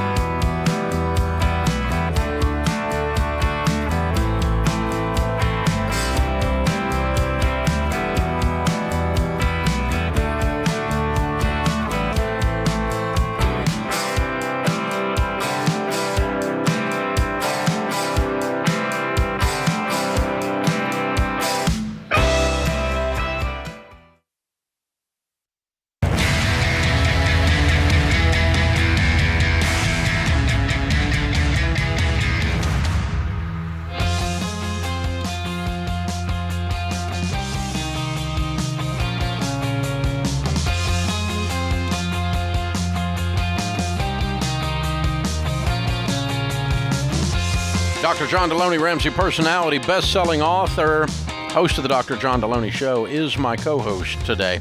You can purchase his new book, Own Your Past, Change Your Future. It's now available. Everyone needs to read it. You can get it anywhere great books are sold, including RamseySolutions.com. Or if you happen to be in Dallas, you can see him in person. He'll be signing books, talking, and answering questions. And all this Wednesday, April the 27th at 6 p.m., at the Barnes & Noble at Prestonwood Town Center on Beltline Road. That's a great bookstore. I've signed books in there myself. Good folks there. And you good folks at Dallas, turn out. Let's have a bunch of folks there. See if you can beat Phoenix. Phoenix had a little over 100 folks there. So we're expecting 100 to 200 there in Dallas. And it's a party, so everybody come. It's going to be a blast. It's a party! Yeah, all right. I love it. Hey, let me ask you a question. When you think of a millionaire, what kind of job do you picture them having? Some kind of high-powered executive like a VP or a CEO? Nope, only 15% of millionaires actually have jobs like that. The reality is the top 5 careers for millionaires in America are engineer, accountant, teacher, manager, and attorney. That is one of the many surprising things our team found when we conducted the largest study of millionaires ever done. We talked to over 10,000 millionaires. Our study made it clear that to become a millionaire, you've got to invest steadily and wisely, calmly. It's a big part of getting good investing advice. You need to work with an investing pro that can walk with you, talk you off the ledge, teach you about the options you choose. Our team recommends trustworthy, vetted investing pros from all over the country. We call them SmartVestor pros. To get in touch with one of our SmartVestor pros in your area, go to RamseySolutions.com/SmartVestor, and you can start building wealth today. RamseySolutions.com/SmartVestor.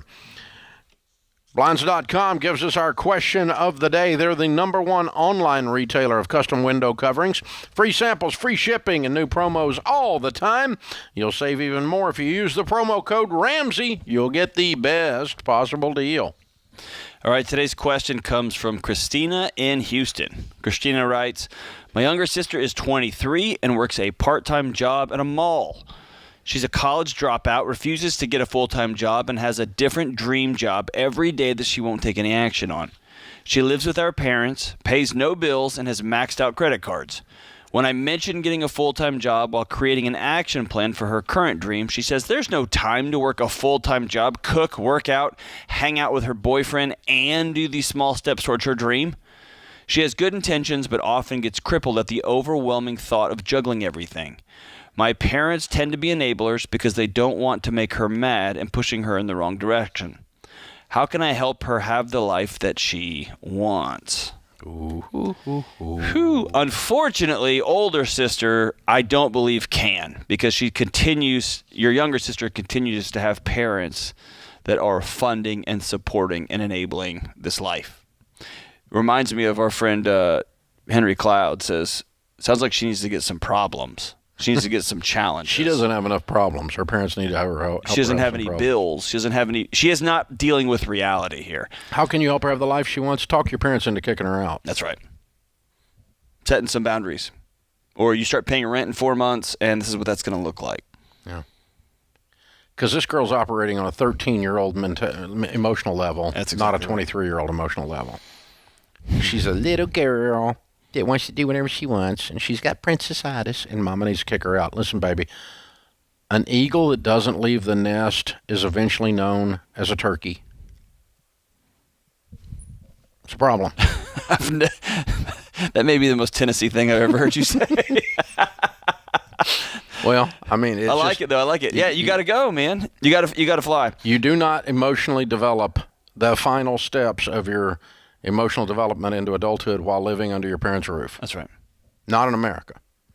Now, there's other cultures where that's more standardized and there's a different process, but the typical Anglo-American idea, and it's not to be cold and it's not to be mean or it's not to be any of that, but when you pay your own light bill, when there's no milk in the refrigerator, unless you get your butt up off the couch, go to the grocery store and buy some milk with your money and put it in the refrigerator, something happens to you developmentally. It's called responsibility. And moms and dads, if you do not instill this in your kids, you are stealing from them. You are robbing from your kids. If you don't encourage them, not encourage them through, well, it'd be good, but require them to have responsibilities, to do hard things, to get jobs, to participate around in the function of your home. It gives them strength to go do life. It's amazing how often that doesn't happen. We took our first kid to college. We spent the whole day moving her in, and it was a 2.5-hour drive. And of course, it's my oldest and it's my daughter, and so we cried almost halfway home, about an hour and 15 minutes. Yeah. And by the time we got here, the sun had come out, and we were smiling, life is good. We took the second one to college, Rachel, dropped her off in the dorm. We cried one exit. Nothing a Dairy Queen couldn't fix. And then we got to the third one, and we said, college is that way. Exactly. And we just helped him pack the truck, and he left. That's right. Have a great weekend, man. Because we were looking forward to empty nesting. Your mom and dad, Christina, need to look forward to empty nesting. We love it. It's awesome.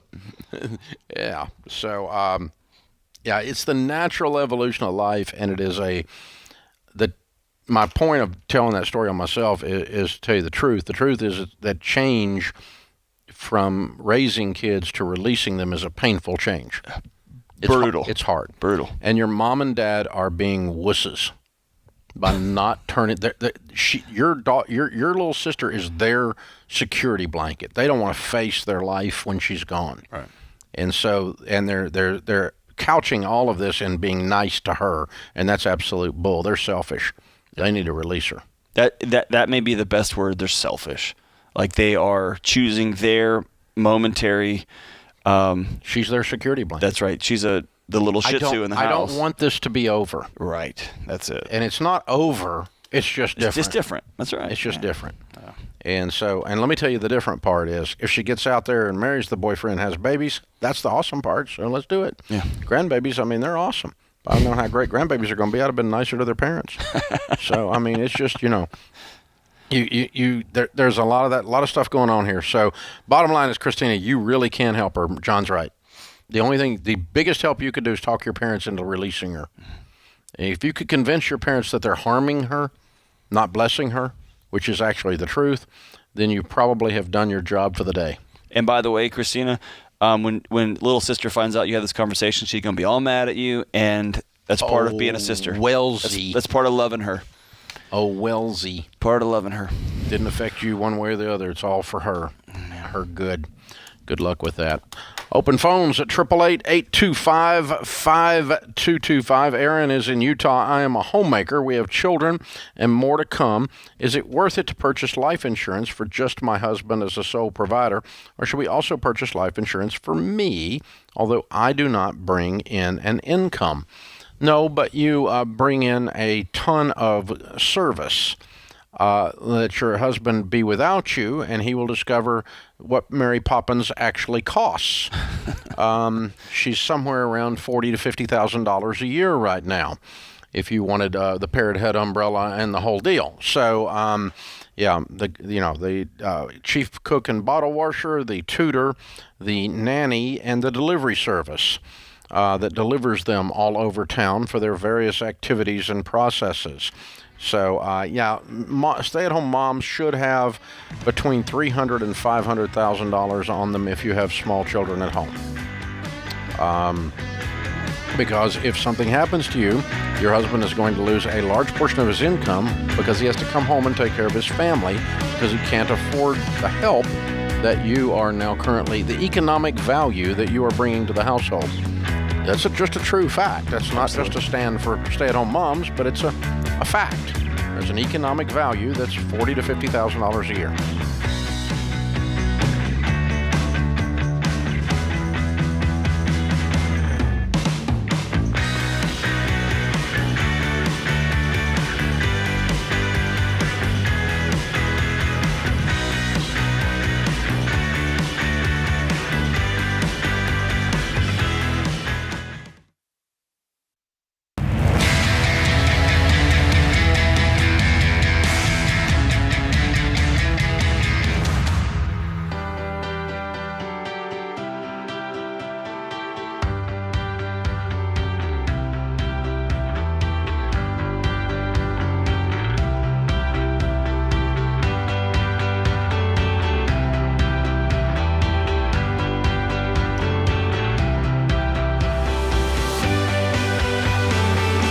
In the lobby of Ramsey Solutions on the debt-free stage, Matthew and Jordan are with us. Hey, guys, how are you? Hey, Fantastic. We're great.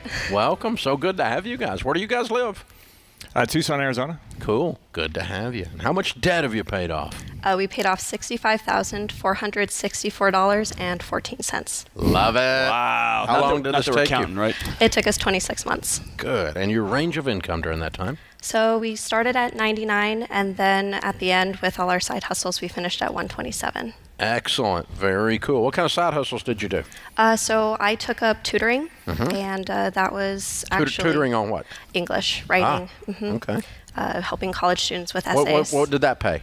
So I charge $35 an hour. So $35 an hour. Nice. Yeah. So I'm actually taking that more full time here after the honeymoon's over. So I'm really excited for it. Thank you, because college students writing essays is not a pretty picture. Oh no, it's not. I'm so grateful you're in the universe. You should not have been reading my old papers. Listen. Just leave them alone. Leave me alone, John. Don't make it Good personal. for you. Don't make this personal. Okay, cool. And Jordan, Matthew, I'm sorry, what do you do for a living? So I'm an aircraft mechanic for the Air Force. Oh, and very cool. I also, for my side hustle, it's not much of a hustle, but I also coach high school swim. Oh, So okay. for my local high school. All right, cool. So when you're an Air Force or mechanic, does that mean you're in the Air Force? It's a bit of both. So I'm an Air Force reservist, and then I'm a federal civilian during the week. So I work on the same planes with the same people, same uniform. It's just I get paid differently depending on the status. Gotcha. Okay, cool. Very cool. Great careers, man. This is awesome. What kind of debt was this?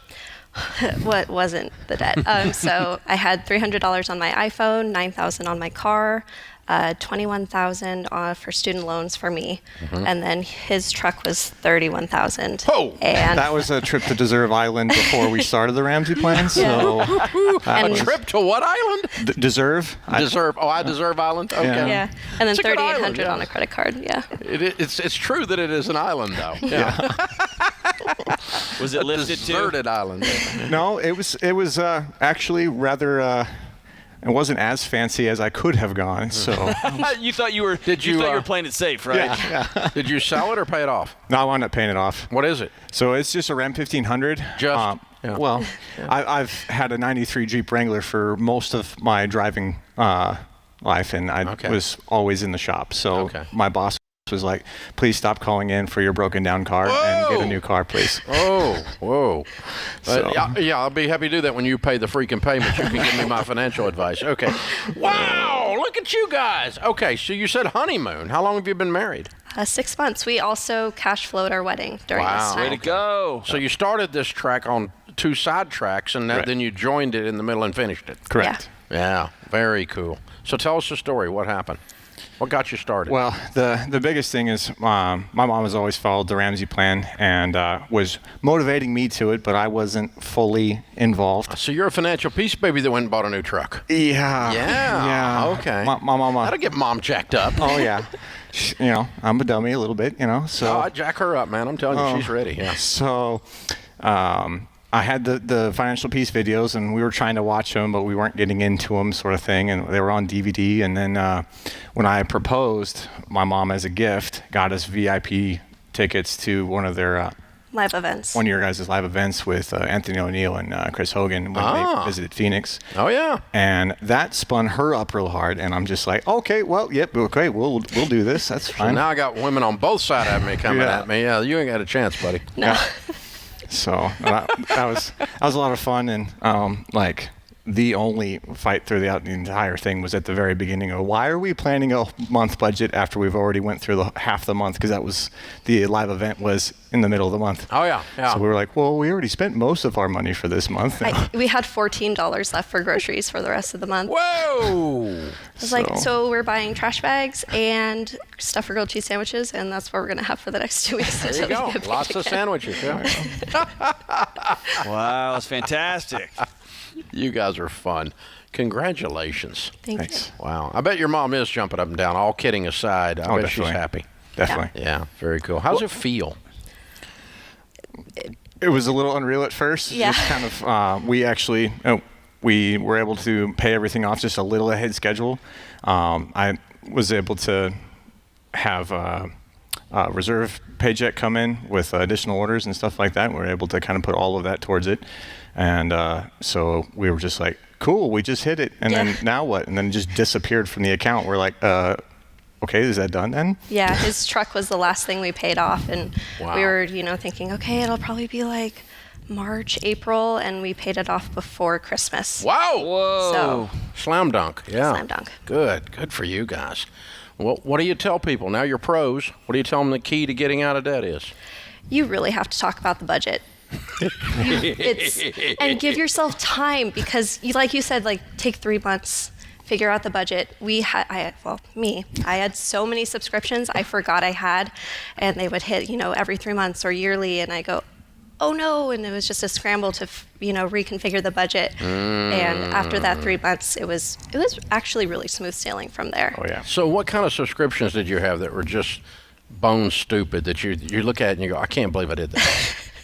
I had a meditation subscription app, and I had, you know, like I was paying extra for Sephora to get free shipping and really unnecessary stuff. Okay. It's really All right. unnecessary. All right, there you go. Good. I love it. That's good. Good for, well, everybody has them. That's why, you know, you're not unique in that. Everybody has done that. And that is one that does sneak up on folks and bust a budget. That's a good point. I'm glad you brought that up. Very, very cool. So what was your biggest disagreement you had? Let's see. I think it was when we were trimming down the subscriptions of like what streaming services are we actually going to go for, and what families can we be able to share accounts with and stuff like that to make it all work out. So then it just kind of went to we barely even used the streaming apps once we finally were just working all the time. Well, we got rid of our dish and got rid of a bunch of stuff. So what did you fill that time with? Doing crazy things like spending time together and going for walks and exercising and things? Yeah, we did some of that, but honestly, this last year, we've been working so much. You know, I'd work my 40-hour-a-week job, and then I'd come home and I'd tutor for a couple of hours, and he would do his full-time job and then go coach swim, and then he'd have his reserve weekends, so I'd have weekends to myself, and I go, okay, I guess I'm going to tutor some more. Right. And, you know, we have 2 dogs, so you find out how much of our life we give away to those people on the screen who don't even know we're there. Just outsource it, man. Yeah. It's amazing. We give away a ton of our life to those people. Yep. And just throw a brick through your TV, you get amazing amounts of time back. Yes. Yeah. Except you don't even have to break the TV to do it. You just unplug it. Yeah. Well done, you guys. We're very proud of you. Congratulations. Thank you. Very cool. Great way to start your lives. Great way to start your lives. All right, we have a copy of Baby Steps Millionaires for you, and how ordinary people built extraordinary wealth, how you can too. That's certainly the next chapter in your story. Brand new married, learned how to work together, got her done, man. Very, very cool. Also a copy of Total Money Makeover for you to give away to somebody. Maybe you can stir up a ruckus in their life. That'd be a good thing. All right, it's Matthew and Jordan. It's Tucson, Arizona. $65,000 paid off in 26 months, making $99 to $127. Count it down. Let's hear a debt-free scream. 3, 2, 1. We're debt-free! Yeah! Woo! That's how you do it right there, ladies and gentlemen. Love it, love it. Beautifully done. Beautifully done. Man. I can't what I would give to go back and be able to start my marriage 6 months in debt-free. That would be. I can't even wrap my head around how different my life would be in the positive. I was just getting started going into debt. Oh, me too. I was just digging a hole. Oh, honey, we can make this one way deeper. This is The Ramsey Show.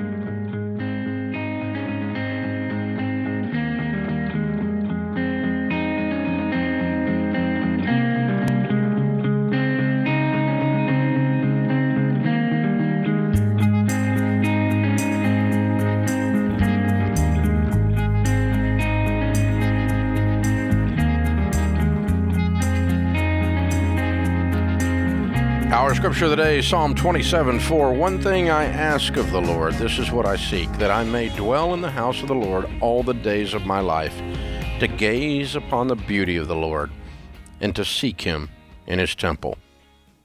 Corrie ten Boom said, when a train goes through a tunnel and it gets dark, you don't throw away the ticket and jump off. You sit still and trust the engineer. Oh, that's classic. I love it. Dr. John Deloney, Ramsey Personality, is my co-host today. Open phones at 888-825-5225. Dallas, Texas, mark your calendars. He'll be signing books this coming Wednesday, the 27th at 6 p.m. at the Barnes & Noble at Prestonwood Town Center on Beltline Road. Make sure you jump out there in Dallas and come see him. It's a great store. Great opportunity. There'll be a couple hundred folks probably there, and he'll get the book signed really quick, answer questions for you, and be talking as well. You're going to learn a lot.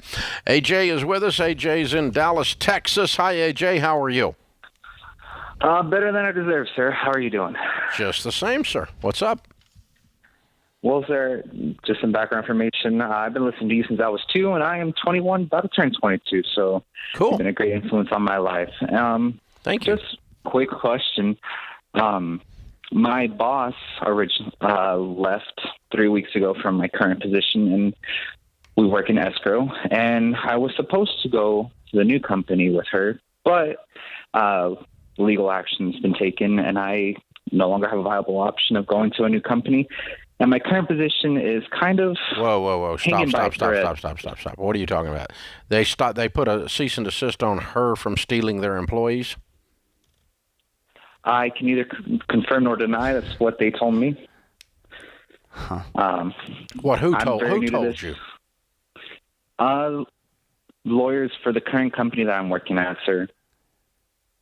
I don't think they can put a gag order on you like that. I think they're trying to scare you. Okay, have you talked to the new company? Yes, they said they cannot offer me the position due to these legal actions being taken. And because of that, my current position, like I said, is hanging on by a thread. So I don't know if I should be scared. All right, so walk me through this for a second, because this is so interesting. So your old boss left, promised you a job at the new place. The new place said you can't come because of legal action, and the place you work for now brought in their lawyers to meet with you at 21 years old and explain to you you cannot go to the new place because of the legal action. And you can't say a word to anybody about any of this? Yes, that's what I'm under the impression. Okay. Find you another job this week and leave this place. As fast as possible. Get away from these people. Yes, sir. That's what I was thinking. Yeah. It's just, I have a move soon. I'm moving in my apartment. I was a college student, and I didn't say quit and be homeless. I said go find another job. Yeah. How old are you? 21. 21. Getting ready to turn 22. Yeah. And what do you make? $37,800. Okay. Yeah, you can find another job doing that. You have a college degree or not? That's a whole different story, sir. No, I do not. Okay. Due to some family drama. How long have you been doing this? It's coming up on a year. What now? It's coming up on a year in July. Okay, you work for a real estate escrow company that closes real estate sales? Yes, sir. Okay. You can if you can't go to work for the same company that your boss went to, you can go to work for another one. You did not sign a non-compete when you went to work there. I'll guarantee you didn't. Did you? Yeah. Not that I'm aware of, sir. No, I went through my paperwork and I didn't see anything. Okay. So something about the other guy stealing employees is what they're trying to shut down. And so the poaching of that.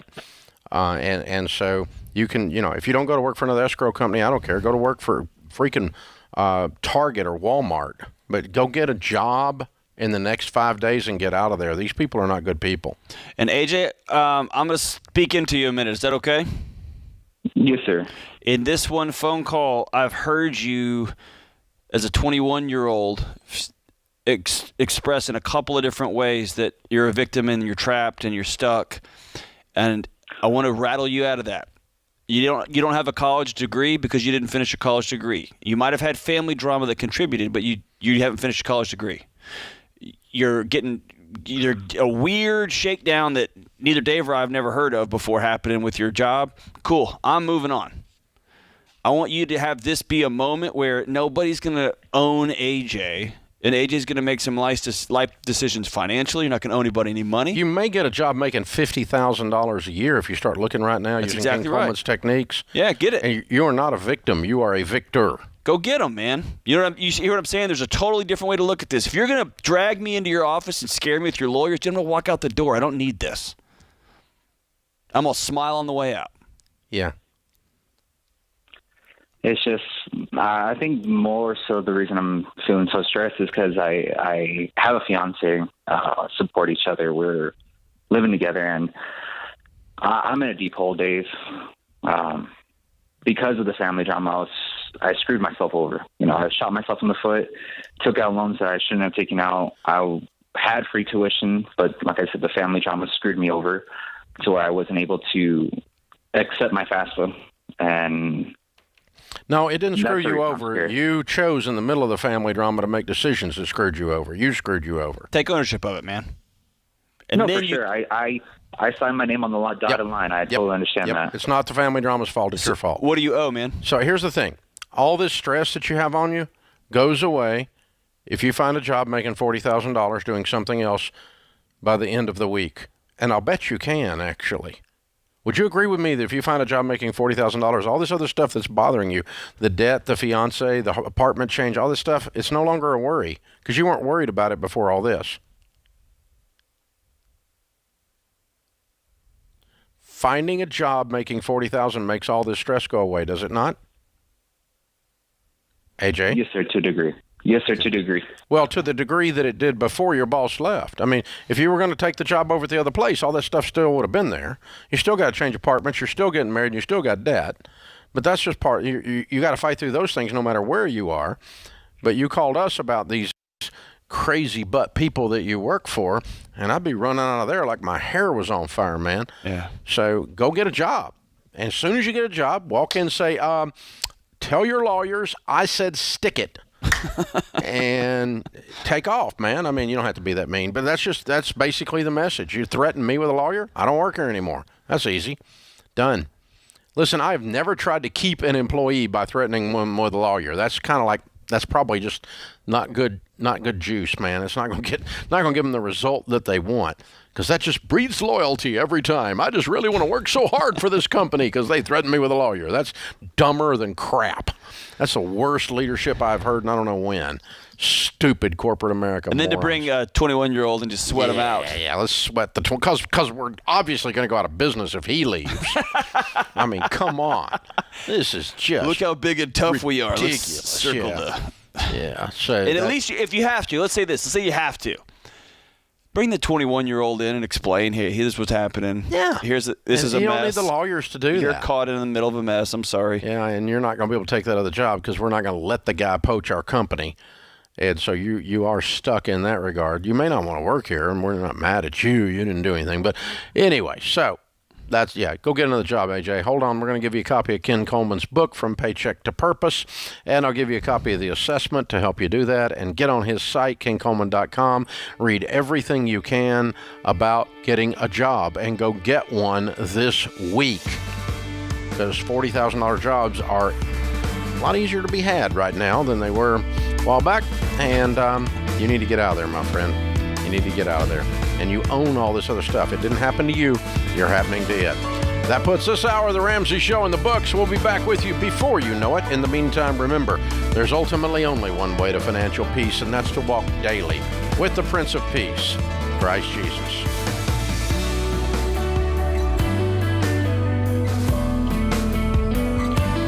Hey, it's John Deloney, co-host of The Ramsey Show. Did you know over 18 million people listen to The Ramsey Show every week? A lot of those people listen on one of our 600-plus radio stations across the country. To find a station near you, go to RamseySolutions.com/show.